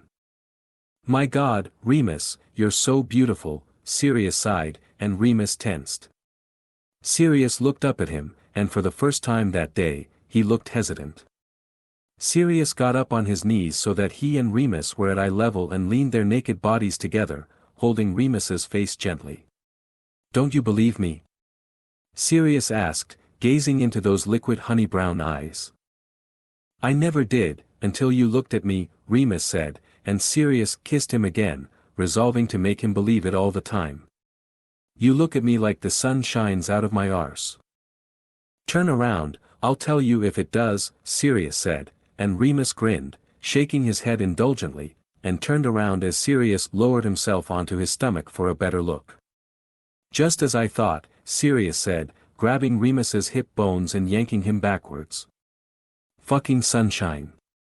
Sirius nipped and kissed across Remus's arse, but Remus just laughed, turned back around, and rolled Sirius over onto his back, pressing a long, filthy kiss into his mouth as he guided his head toward the pillows and climbed on top of him. Sirius sighed into it longingly, feeling his cock twitch back to life at the heavy, satisfying weight of Remus's body on his own. Their lips and tongues slid together as they moved against each other, and Sirius had the fleeting idea that he could be happy like this all day, just lazily kissing Remus and feeling his hard, firm muscles flexing against him and his wide hands running up and down his back. But of course, Remus had other plans. "Don't go anywhere," he said, leaning over the side of the bed to reach into his trouser pocket to pull out condoms and a small bottle of lube. "Of course you came prepared," Sirius said, impressed. Remus just quirked an eyebrow and shrugged, settling on top of Sirius, who slid his legs open to let Remus lay between his thighs and kiss him some more while his hand found his arse cheeks, sliding a slippery finger between them. Sirius vaguely wondered whether Remus was some kind of wizard. When did he even open the bottle of lube? But any other thoughts were blown from his mind as Remus slid his finger over and around his entrance, mimicking the movements of his mouth and tongue, before pushing inside in one, slow, smooth motion. He was so unhurried and totally focused, as though the only thing in the world worth paying attention to was right in front of him. God damn, he was good at this. Sirius moaned against Remus's mouth as he pulsed his finger in and out, then added another, working him open with careful devotion. He crooked his fingers upwards, but only slightly, grazing against his prostate with feathery, teasing touches that drove Sirius crazy. He pushed down on Remus's hand as their kisses got messier and more desperate. Remus kissed across his face and down his neck, latching onto the tender spot where Sirius's neck and shoulder met and working a bruise into his skin, licking and sucking insistently in time with his fingers. He added another finger, and this time, curled them deliberately and pointedly, and Sirius's back arched into it with a desperate cry as an electric current of pleasure coursed through him. He felt his orgasm building again. How? After that first one, and now, again, with his cock totally untouched, and his breathing grew ragged as he pushed harder against Remus's hand, chasing that wonderful feeling. But just as he was about to tumble over the edge, Remus pulled him back from it, dragging his fingers against his prostate one more time before withdrawing them altogether. Sirius made a sound that was, frankly, undignified, but he'd save feeling embarrassed about it for later because why wasn't Remus still inside him? He vaguely heard the sound of a condom wrapper ripping and a second later, felt Remus lowering himself on top of him again. He spoke against Sirius's neck, his warm breath and the light touch of his lips sending goosebumps down his arm. "I want to look at you," he said. "But if you'd be more comfortable on your stomach." "No," Sirius cut him off. He wrapped his hands around Remus's shoulders and pulled him down to keep him exactly where he was. "Please, I want you like this. I want to hold you. I want to feel you." He looked up into Remus's face, which was broken with sweetness as he stared, with awe, into Sirius's eyes. Remus smiled gently and nodded, then leaned down to kiss Sirius in a way that felt different and even better than before, slow and intense, with something like love behind it, and again, Sirius felt himself getting lost in the kiss alone, not needing anything else except the feeling of Remus's tender lips on his. Then Remus sat back, lined himself up, and pushed himself inside Sirius, and the foolish notion that he'd need only kissing was obliterated. No, he needed this too, Sirius thought. This, desperately this, for all time. He held his breath as Remus paused halfway in, leaning down to press a gentle kiss to his forehead. "Doing okay?" Remus asked. Sirius just nodded breathlessly and moved his hands onto Remus's arse, encouraging him to keep going, to fill him completely. Remus obliged, pushing the rest of the way in, and they both groaned as Remus's hip bones met Sirius's warm skin. Remus propped himself up on his forearms and kissed Sirius deeply as he started to move, rolling his hips slowly, pushing in and out with gentle thrusts that went steadily deeper each time until he was snapping his hips with a force and precision that made Sirius's mind go white and sparkly. Without even slowing down, Remus put a hand underneath the back of Sirius's thigh and pushed it upward, angling his knee toward the ceiling to plunge himself even deeper, and before Sirius even realized what was happening, he was spilling, untouched, onto his stomach with Remus's name on his lips. Remus bent down to kiss him without pulling out and slowed his thrusting to a stop even though he was still rock hard. Sirius could have cried with relief that he wasn't depriving him of that full feeling just yet. Finally Remus pushed in once more, then pulled out slowly, making Sirius tilt his head back and whine at the loss. His eyes were shut, but he felt Remus get off the bed and heard him walk down the hall to the bathroom. He opened his eyes to the sight of Remus gently cleaning his stomach and chest. The condom was off, and his painfully hard cock rested on Sirius's hip. "Get over here, now," Sirius slurred, sitting up to grab Remus's thighs and pulling him insistently until he'd walked himself on his knees to the head of the bed, settling his legs on either side of Sirius's head. Sirius lay back against the propped-up pillows and pressed into Remus's inner thighs with his hands, urging his legs apart, then reached around to grab his arse, pulling his hips forward and capturing his cock in his mouth. He looked up at Remus's beautiful body on top of him, his head tilted in ecstasy, his back arched gracefully, and his hips moving up and down as he fucked into Sirius's mouth, and Sirius couldn't help the surge of pride at how he was making this absolute god come undone. Sirius worked his fingers into the cleft of Remus's arse, pressing and teasing into it with one hand, and reaching up to grip the slippery base of Remus's cock with the other, and it only took a few pumps until Remus was coming hard down Sirius's throat and yelling his name. Sirius held onto him, sucking and pumping him through it, and didn't stop suckling at Remus's cock, even after Remus had leaned forward to rest his forehead against the headboard over Sirius's head. Finally Remus sat up, drawing his softening cock out of Sirius's mouth, and making Sirius nearly cry at the loss of it. Remus slid down to lay next to him on the bed and slipped one of his thick fingers into Sirius's mouth, which he received gratefully, sucking it hard and feeling his own cock feebly start to show interest again. Remus withdrew his finger and ran it along Sirius's wet and swollen lower lip before leaning down to press a sweet, slow kiss there.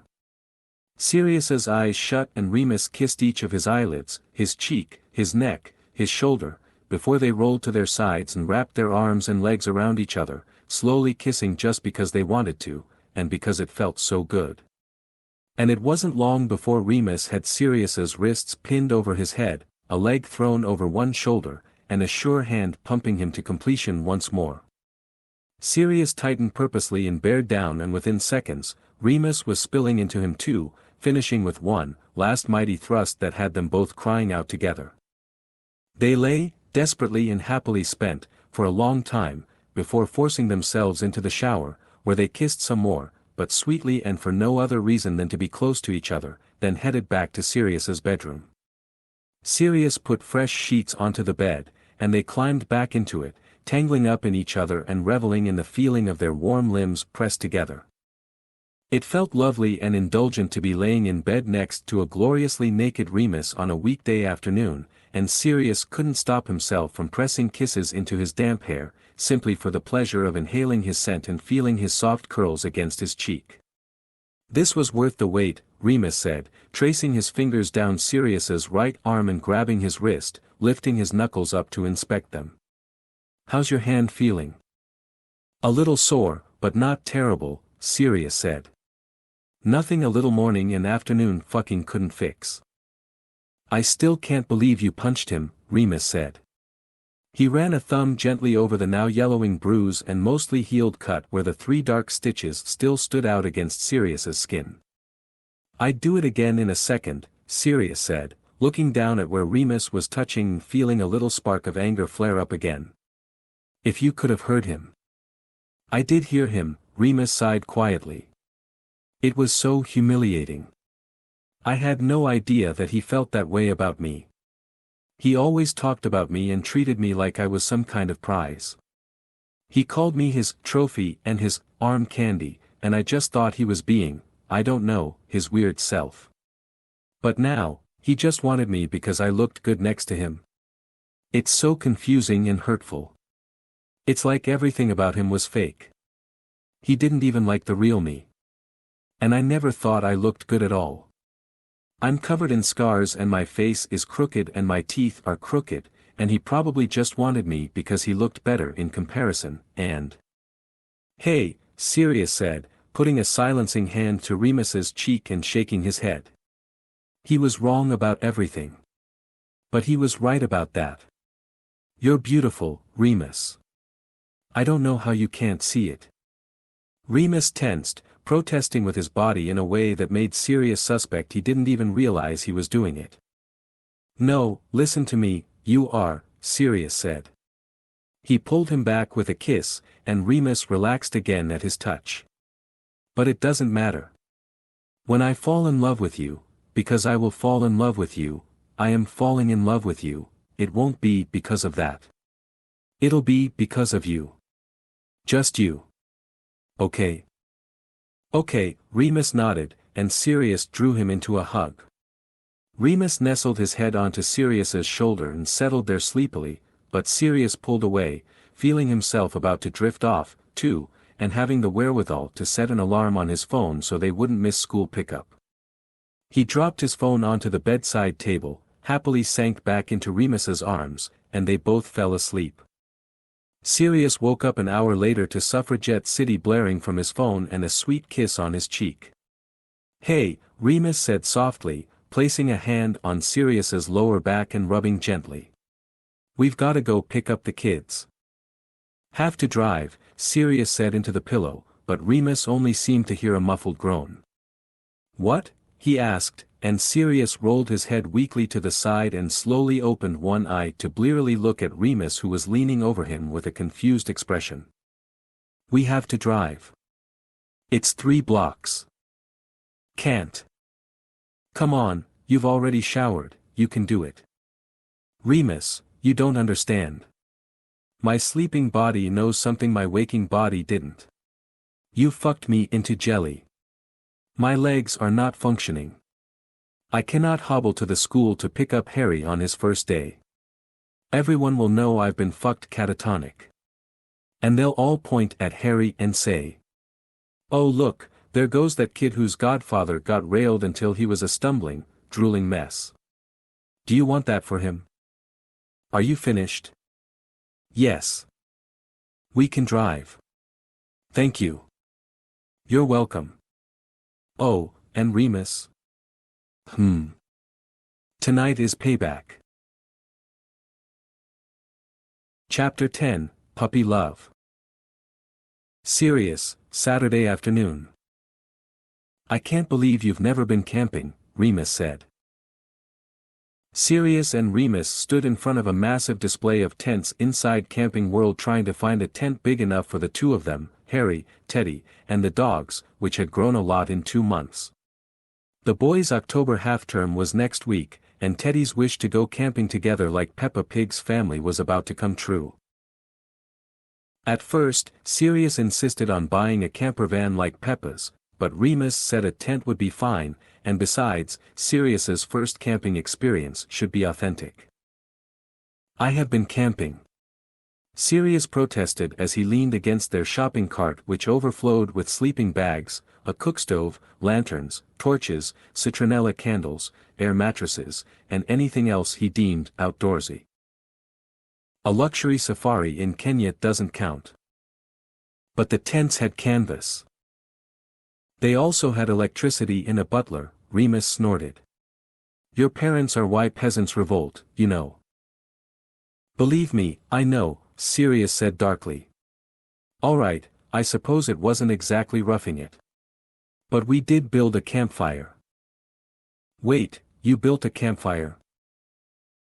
Okay, someone built a campfire, Sirius conceded. Anyway, get off your high horse. You lived in London for 15 years. How much camping have you really done? Hagen, gladeth we, Remus shrugged. In English, please, babe, unless you want to get a proper shagging right here in the tent aisle, Sirius said, slapping Remus on the arse. I said. I'm a country boy, Remus replied, slapping him back. And I am. I was a scout and everything. Bollocks, you grew up in Cardiff, Sirius laughed, wrapping his arms around Remus's waist and pulling him close. He dropped his voice and leaned down next to Remus's ear. Will you speak Welsh again tonight?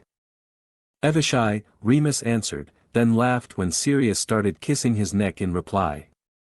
You shouldn't be kissing me. You have no idea what I'm saying. I could be telling you to go fuck yourself. Yes, you could, and I wouldn't care in the least, Sirius nuzzled into his neck. I hope you're satisfied with the power you have over me. Everything about you satisfies me, Remus sighed. He gave Sirius a quick kiss on the cheek, then straightened up and pointed to a large tent with 2 rooms. Okay. How about this one? You and I can have a room, and the kids and dogs can have a room. Sirius bent over to look at the photo on the side of the tent box and frowned. I can't believe we're going to be sleeping on the ground for 4 nights, he said. Are you sure we can't just buy a camper van? I saw one online that has a king-sized bed, a full shower, a kitchen, and bunk beds. Remus just gave him a look, and Sirius sighed, pulled the tent off the shelf, and balanced it on top of the overflowing cart. Remus kissed him on the cheek again and gave him his signature innocent smile, which no longer fooled Sirius one bit. I've said it before, and I'll say it again. You're a menace, Remus Lupin. Do you enjoy having me wrapped around your little finger? Remus laughed again and draped his arms around Sirius's neck, gazing up at him with those eyes that just unstitched Sirius all over. I enjoy it very much, Remus said, leaning up to kiss him contentedly. And something tells me you do, too. You got me there, Sirius admitted, kissing him back. Sirius smiled, 3 words hanging on the tip of his tongue. 3 words they hadn't said yet but that he'd been feeling since the very beginning. Remus, Saturday evening.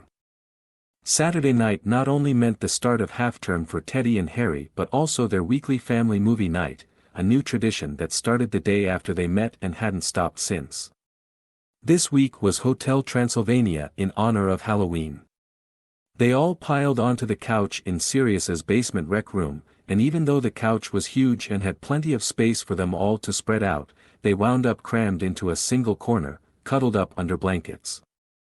Remus and Sirius were wound together, with Sirius's arm over Remus's shoulders and both kids draped across their legs. Remus didn't think he'd ever been so content in his whole life, even after Teddy dug his sharp little elbow into his thigh as he clambered higher onto them on the couch. "Ah, careful, buddy," Remus said, wincing a little, but Teddy just kept squirming, trying to get comfortable, and kicking Sirius in the shin accidentally in the process. "Excuse me, mister," Sirius said with a laugh. He sat up, wrapped his arms around Teddy, and tickled him, making him flail even more. Teddy dissolved into giggles, but when he finally settled down it wasn't on top of Remus. It was on Sirius, with his head resting on his chest and one little arm flung around his waist. Remus looked over at them, just as Sirius gently placed a hand across Teddy's back and pressed a kiss to the top of his head.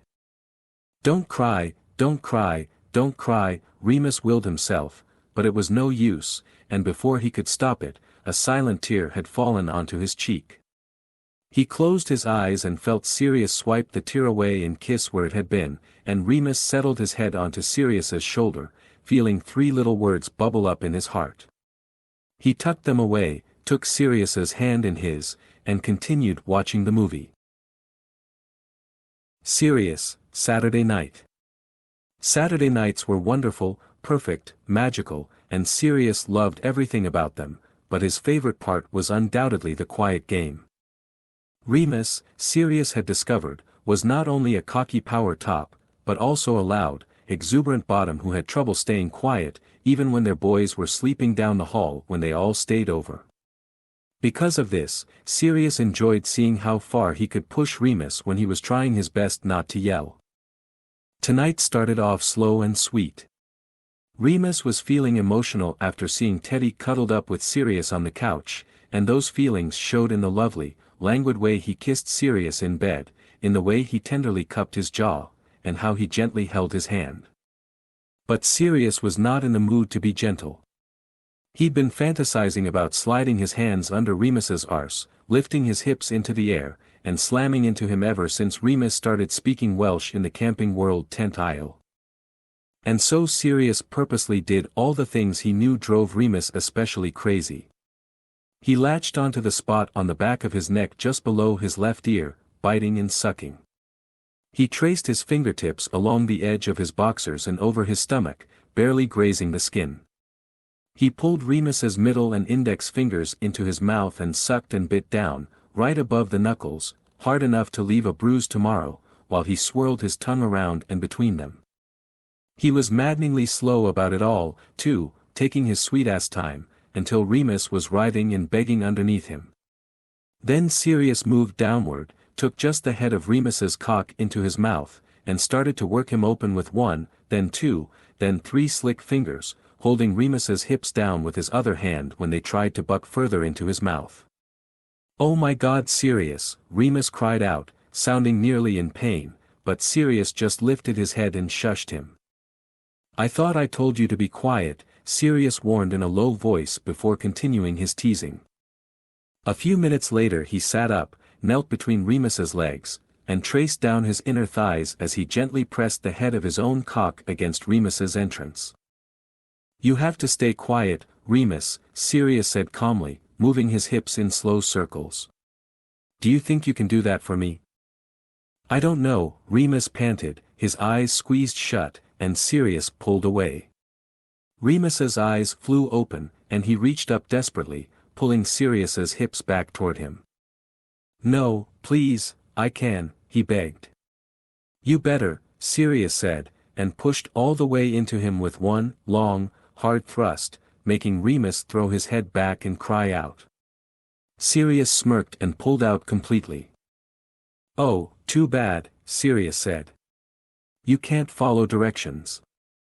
"I can. Let me try again." This time Remus bit into the edge of the pillow as Sirius thrust into him again, arching his back and whining in his throat, but staying quiet enough to appease Sirius. Sirius gave him a few seconds to adjust to the stretch, but Remus was needy and eager. He wrapped his fingers around Sirius's arse cheeks and pulled hard, drawing a gasp from both of them.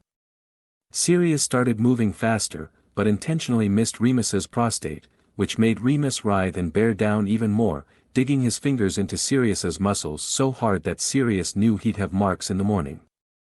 Finally, Sirius did what he'd been thinking about all day, and slid his hand under Remus's arse and lifted his hips, giving him the perfect angle to hit. "Oh fuck!" Remus yelled, and Sirius stopped moving abruptly, which was almost as painful for him as it was for Remus, who nearly growled in frustration. "I thought I told you to be quiet," Sirius said coolly. Remus couldn't respond in English and instead let out a stream of guttural, incoherent Welsh. Sirius's dick twitched and he had to squeeze his own eyes shut not to release into Remus right then and there. "Oh fuck it," Sirius said, slamming into Remus with everything he had and wrapping a hand around Remus's stiff and eager cock. Remus cried out with abandon, the quiet game forgotten, and it only took a few purposeful thrusts before Remus was spilling thick ribbons of cum all over his own stomach and onto Sirius's fist. Remus's orgasm tightened and pulsed around Sirius, who tipped his head back and came hard, filling Remus a few seconds later. They both stilled, and Sirius lowered his sweaty chest on top of Remus, who whined a little as Sirius pulled out, a dribble of his cum following his softening cock. Sirius rolled off him and was just catching his breath before going to the bathroom, when Remus turned his head to look at him. "I win," Remus whispered, a deviously sleepy half-smile on his face. "Again." Sirius, Saturday around midnight.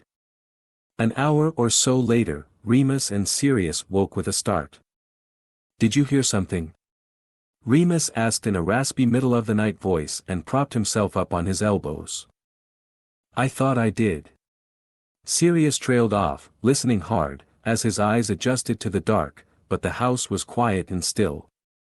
They lay in silence for a few more moments and didn't hear anything.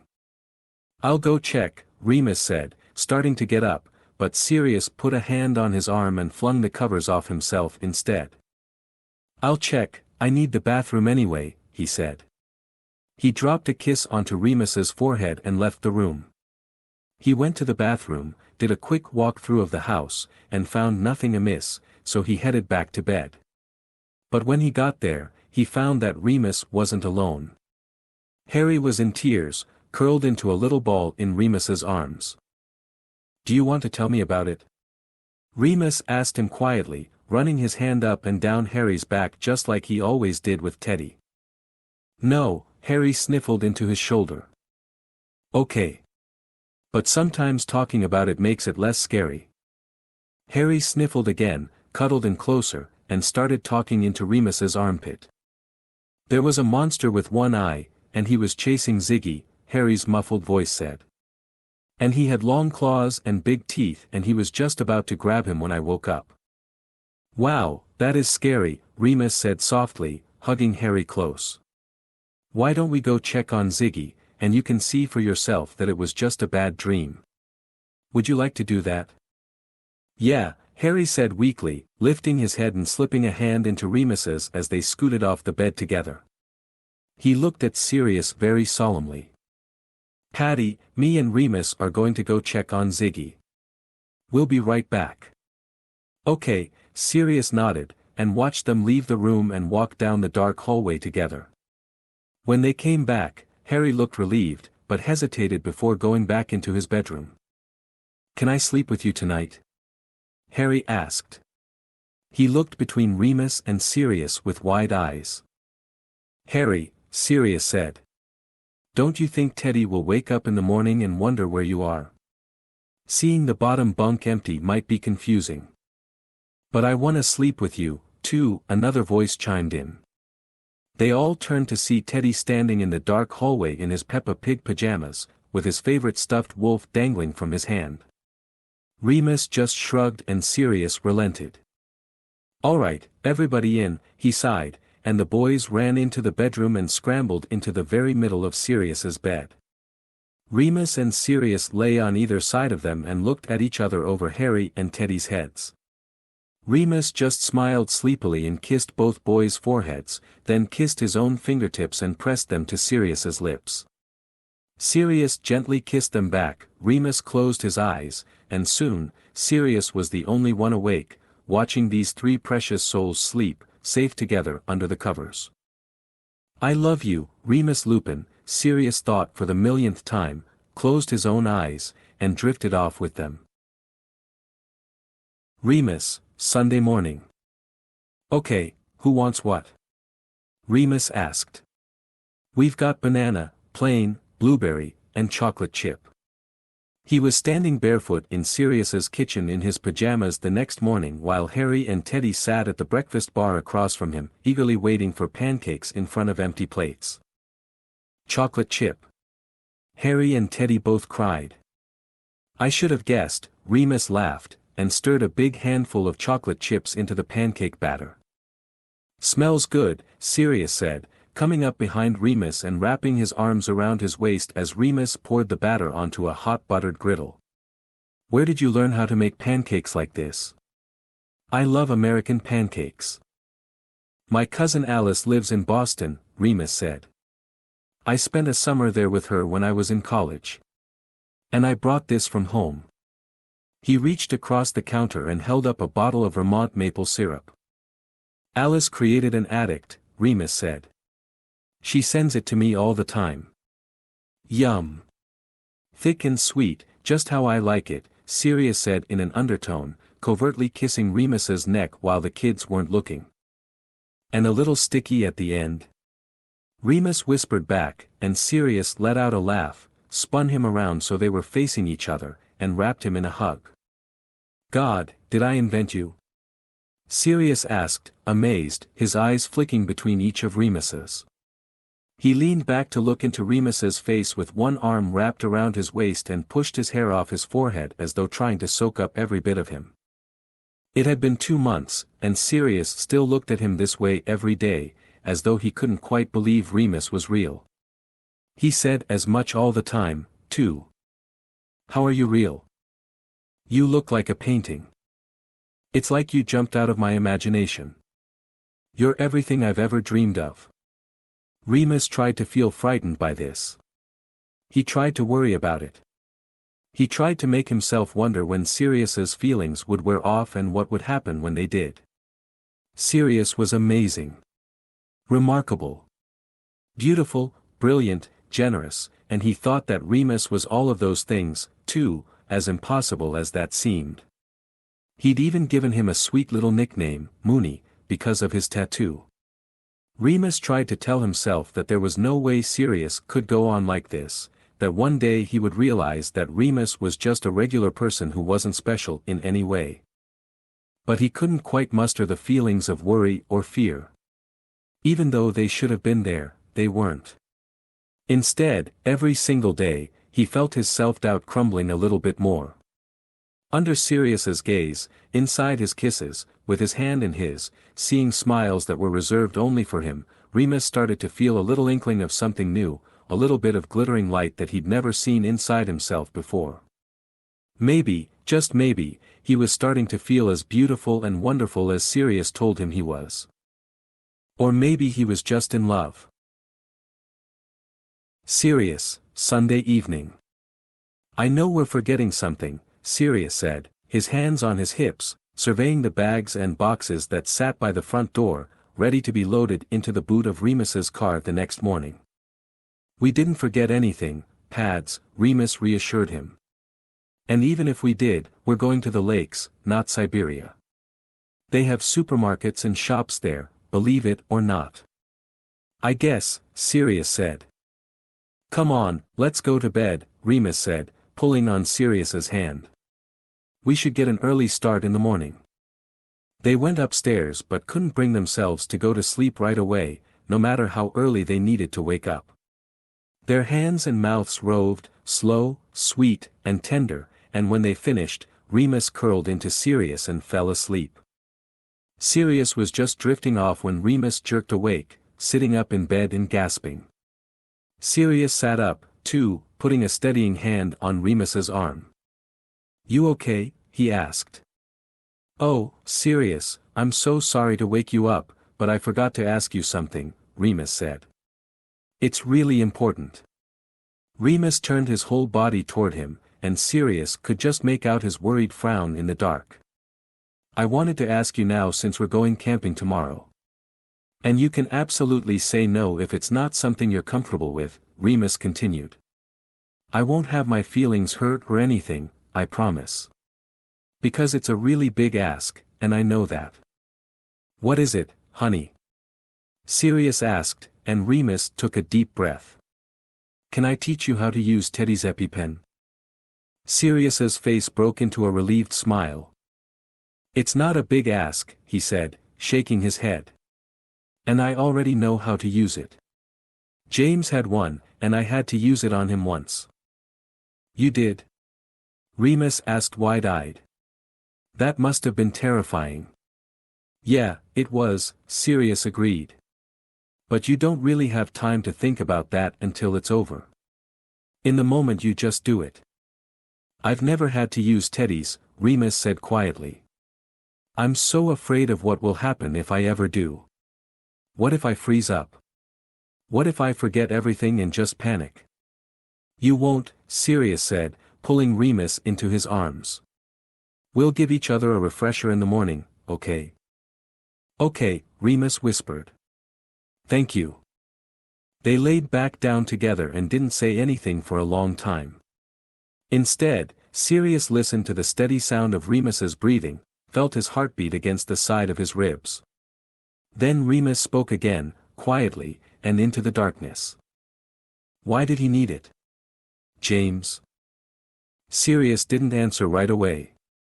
"Bee stings," he said finally, trying to keep his voice light. "Just like." "Yeah." Remus started to cry and so did Sirius, and they held each other tightly. Thoughts of love and fear and relief and a profound, sad, pointless wish that James and Remus could have known each other swirled through Sirius's mind until he fell asleep. Remus, Monday morning. Last chance for the toilet, Remus told Harry and Teddy as they stood by the door, each with a backpack, pillow, and rolled-up sleeping bag at their feet. "It's a long journey." "I just peed, Daddy," Teddy proclaimed, pointing to the clock. When the big hand was on the 10. "That was 15 minutes ago," and Remus nodded. "Okay," he said. "What about you, Harry?" "I don't have to go," Harry said. "When was the last time you went?" "When I woke up." "Harry, that was 3.5 hours ago.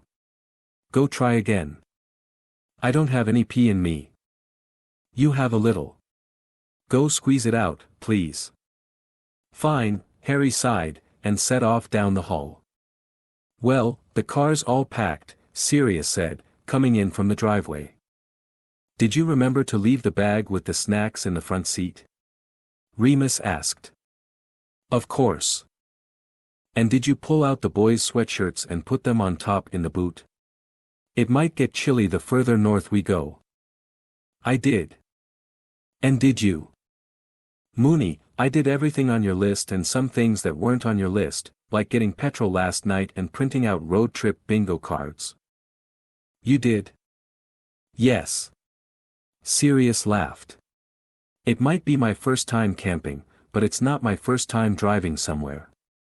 "All right, I'm sorry. I'll stop asking." A few minutes later, they were pulling out of the driveway and setting off. "Did you pack the tent?" Remus asked. "Shit." Sirius, Monday afternoon. This is not fair, Sirius thought. Remus looked so hot, impossibly hot, mouth-wateringly, joint-achingly, heart-stoppingly hot, as he set up the tent, bending over in his worn-out jeans that slung low over his hips, stomping around in his beat-up work boots, pounding the plastic tent stakes into the ground with a heavy-headed mallet, his forearms and biceps flexing with every swing. Remus put up the tent quickly and easily, without breaking a sweat and without reading the instructions, like he was just born knowing how to do things. which was doing things to Sirius.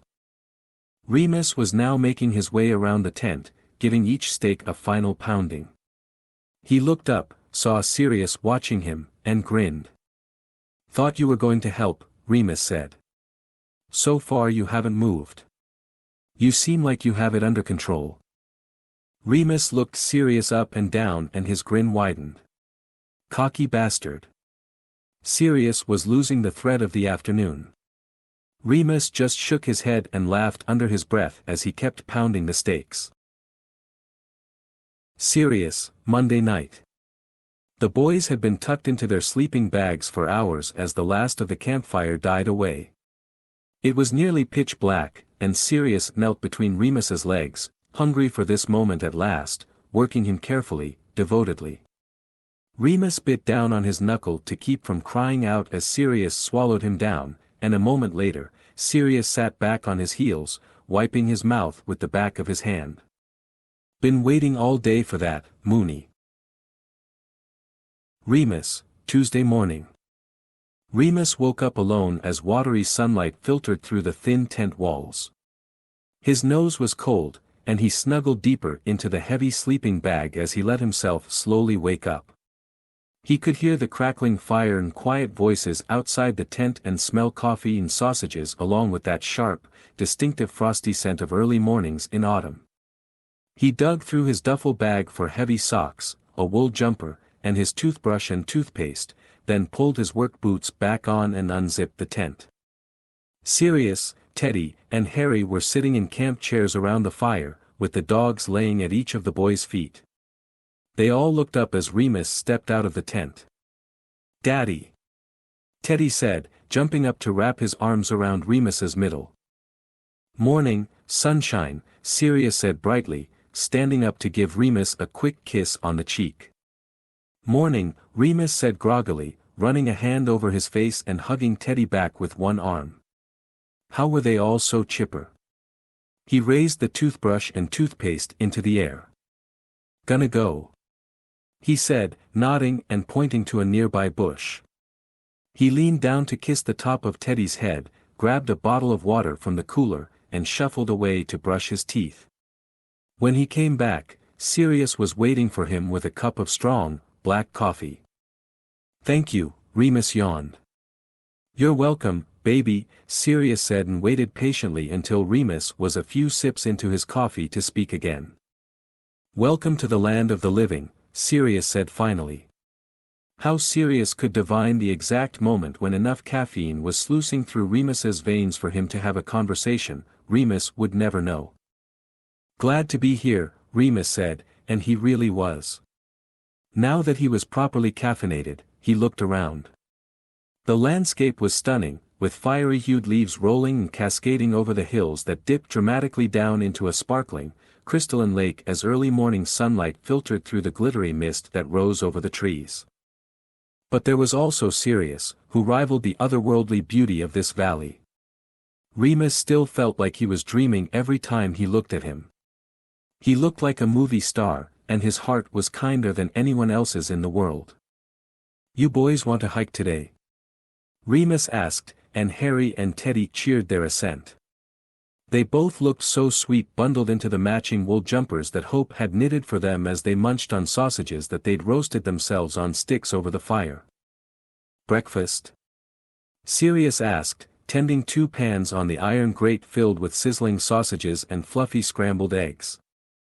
"Yes, please," Remus said, accepting a plate gratefully and taking a bite. "How long have you, oh my god this is good, been up?" Sirius looked at his watch. "Couple hours. Watched the sunrise, actually, it was beautiful," Sirius said. "I tried to wake you up but..." "You bit Patty," Harry said through a mouthful of sausage. "I did." Remus felt horrified but Sirius only laughed. "I said he bit my head off," Sirius told Harry. "He didn't actually bite me. It's just a saying." Sirius looked back at Remus. "Although I did think you were going to take a swing at me if I didn't leave you alone," Sirius said before adding, warningly. "You're getting up with me tomorrow whether you like it or not." Look at you, appreciating nature, Remus said. There's something about this place, Sirius said, sitting back in his camp chair and gazing out over the valley. I feel so relaxed here. I don't think I've ever slept that well in my whole life. I woke up feeling incredibly energized. Wow, maybe you're the country boy, Remus mused. Dosi fu que de hin a kant, Sirius said, and Remus nearly spit out his coffee. Where did you learn that? Remus sputtered. Google. Well, same to you, then. Sirius, Tuesday afternoon and evening. Alright, Prongslit, hop up. Sirius crouched down on the wooded trail and Harry jumped onto his back, wrapping his arms around Sirius's neck and hitching his legs around his waist. Sirius stood up, grabbed Harry's knees and Ziggy's lead, adjusted Harry until he was in a moderately comfortable position, then spun around to look at Remus, who was already piggybacking Teddy. Ready? Sirius asked. Yup, Remus replied, and they set off down the trail again.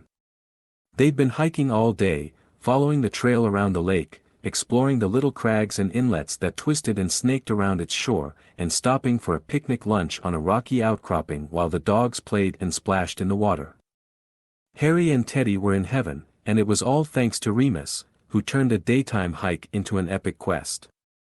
He taught the boys how to find hibernating salamanders by rolling a rotting log, which they liked to sleep under, onto its other side, and warned them not to touch their sensitive skin unless their hands were covered in dirt. He pointed out osprey and kestrels swooping over the water, and otter tracks dotting the muddy banksides. He spoke in hushed tones about the other creatures of these woods, too, the ones of ancient folklore, of wee folk, fairies, and changelings, the Gytrash, the ghostly dog with the glowing red eyes, the boggarts of the marshes, the murderous redcaps and mischievous hobgoblins. The boys were wide-eyed and rapt, and so was Sirius, who thought he could listen to Professor Lupin spin tales of the forest all day long. By late afternoon, Harry and Teddy were exhausted, necessitating the piggyback rides back to their campsite, and when they arrived, the boys collapsed into camp chairs with the dogs at their feet while Remus rebuilt the fire. That night, after the sun sank below the trees and disappeared from view, they cuddled onto a blanket on their backs, and Remus wove stories of the night sky, of Perseus, slayer of Medusa, who rode his winged horse, Pegasus, to rescue Andromeda from the sea monster, Cetus.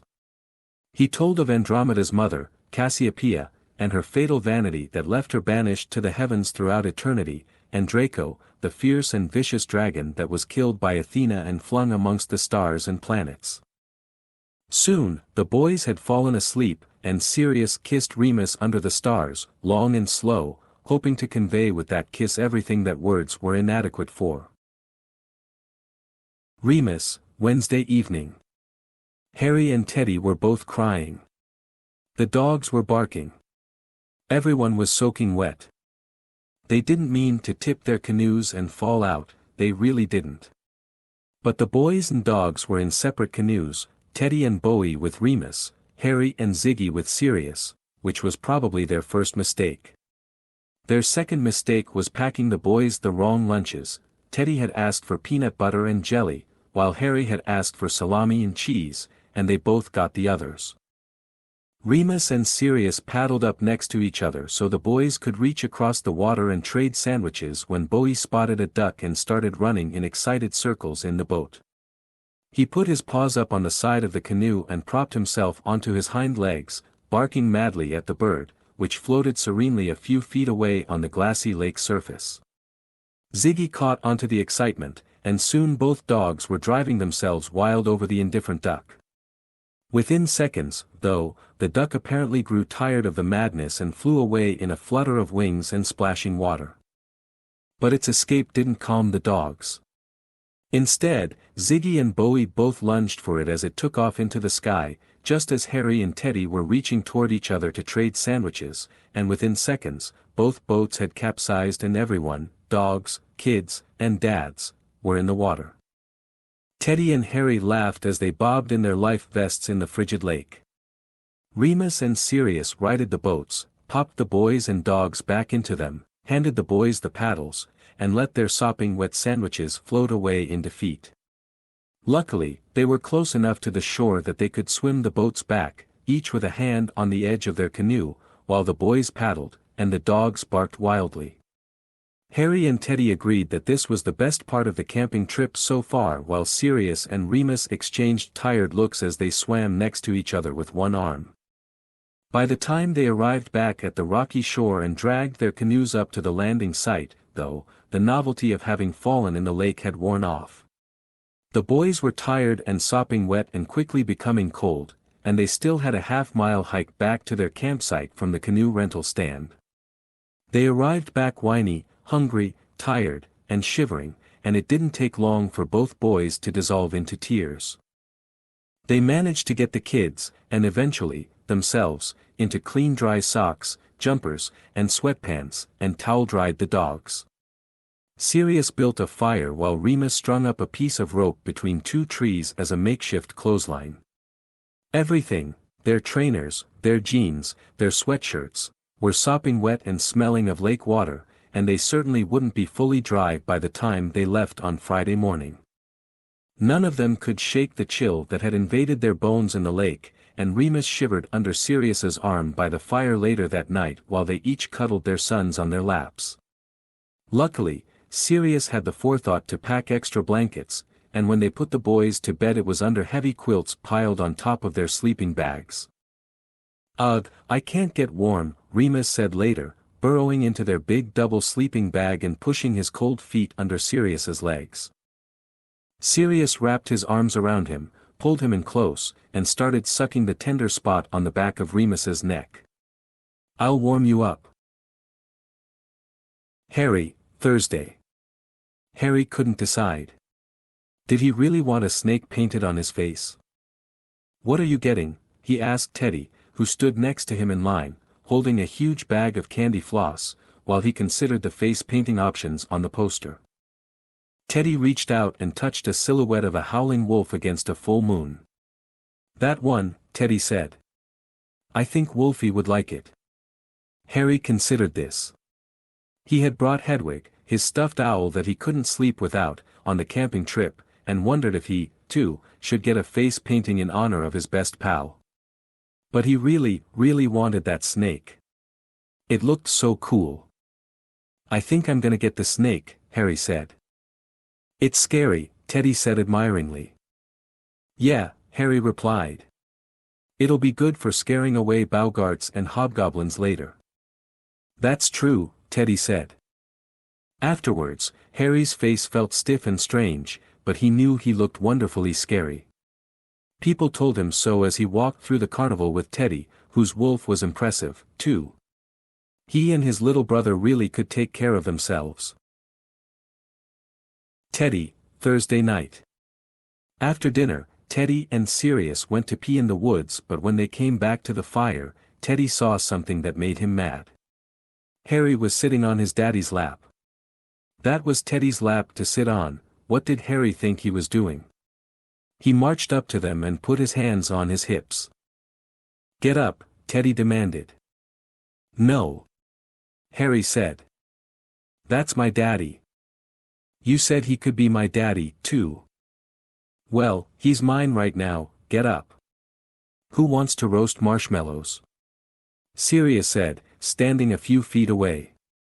"Me." Teddy and Harry both shouted.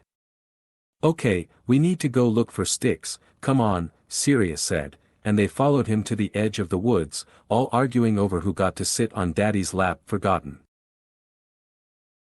Sirius, Friday morning. Sirius opened his eyes and breathed in deeply. The air in the tent was crisp and cold, but he and Remus were snugly warm in their big sleeping bag. Remus looked beautiful all the time, when he was laughing, when he was arching a sarcastic eyebrow, when happy tears leaked out of his eyes, but he looked positively angelic when he slept. Sirius touched Remus's honey-brown curls gently, winding an especially messy one around his finger and stroking the silky strands under his thumb. How did he get so lucky, he wondered, to find a beautiful man to fall so deeply in love with? He would tell Remus today, he decided. His heart pounded wildly at the prospect of saying it out loud, of telling Remus that he loved him. Would Remus be surprised? Scared? Would he think of all the cons about Sirius, impulsive, forgetful, broody in bad weather, prone to aristocratic arrogance, even after years of trying to break himself of it, on the pro-con list Remus was undoubtedly making about him? Would Remus say it back? Sirius hoped he would say it back, but it wouldn't matter if he did. It wouldn't change how Sirius felt about him or the fact that he wanted Remus to know. He thought about it all day, when he was making Remus his strong black coffee, when they were washing dishes under the cold spigot water, when they were breaking down the tent and packing up their bags, when they were taking the dogs for one last walk so they could pee before the long car journey home. "I had one more thing I wanted to do," Remus said before they left. "Can we take a family picture?" "Yeah, great idea," Sirius said. He had brought one of his smaller cameras and a tripod, just in case, and retrieved them from his bag. "I brought something for us to wear," Remus said with a small smile, handing out shirts to Sirius, Harry, and Teddy, and keeping one for himself. Sirius unfolded his and burst out laughing. They were the black and pink Live, Laugh, Love shirts that Sirius had made for them, along with two smaller ones for the boys. "I called Marlene and asked her to make ones for Harry and Teddy, too," Remus said, and Sirius pulled him into a laughing kiss. When they'd all changed into their matching shirts and the camera was set up, Sirius set the self-timer, and all six of them, Remus, Sirius, Harry, Teddy, Bowie, and Ziggy, hurried to stand at the edge of the campsite overlooking the leafy valley. They all crowded together and put their arms around each other, smiling cheesy, happy smiles as the camera clicked away.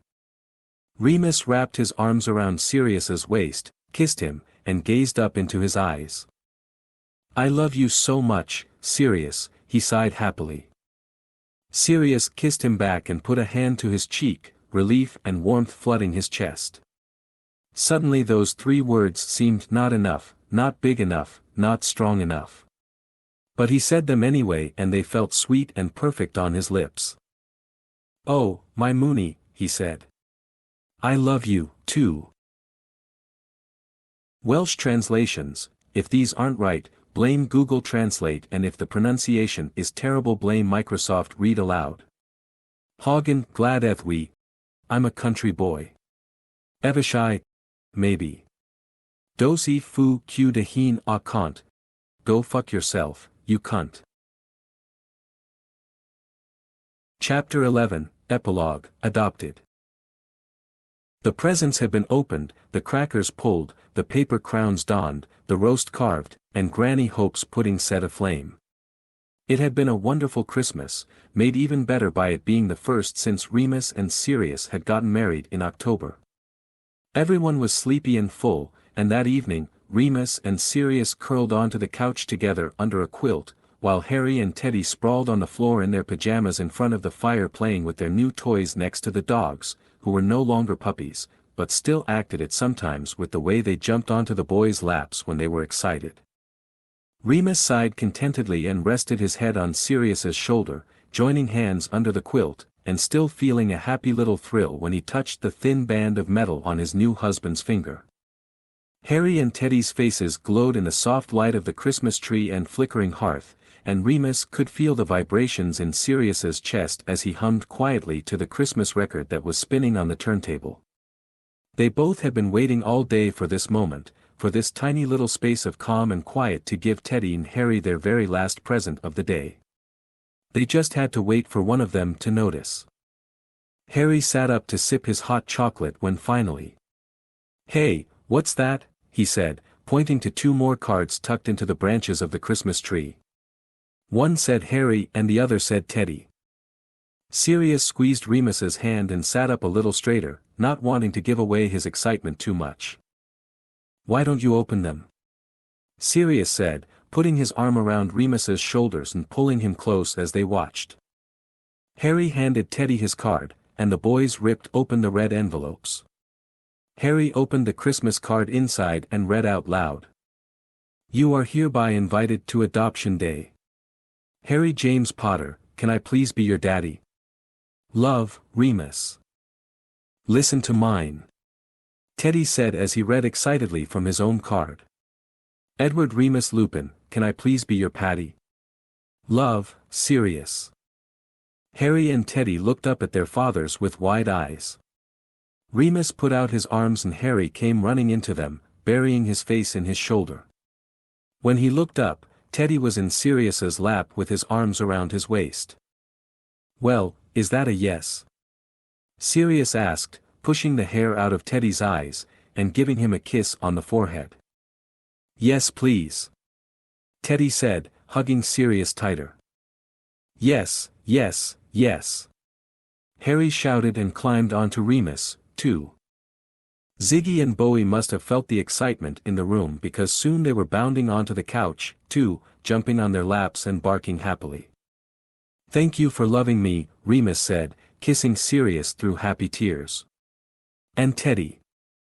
As though I had a choice in the matter, Sirius said, wiping away his tears and kissing him back.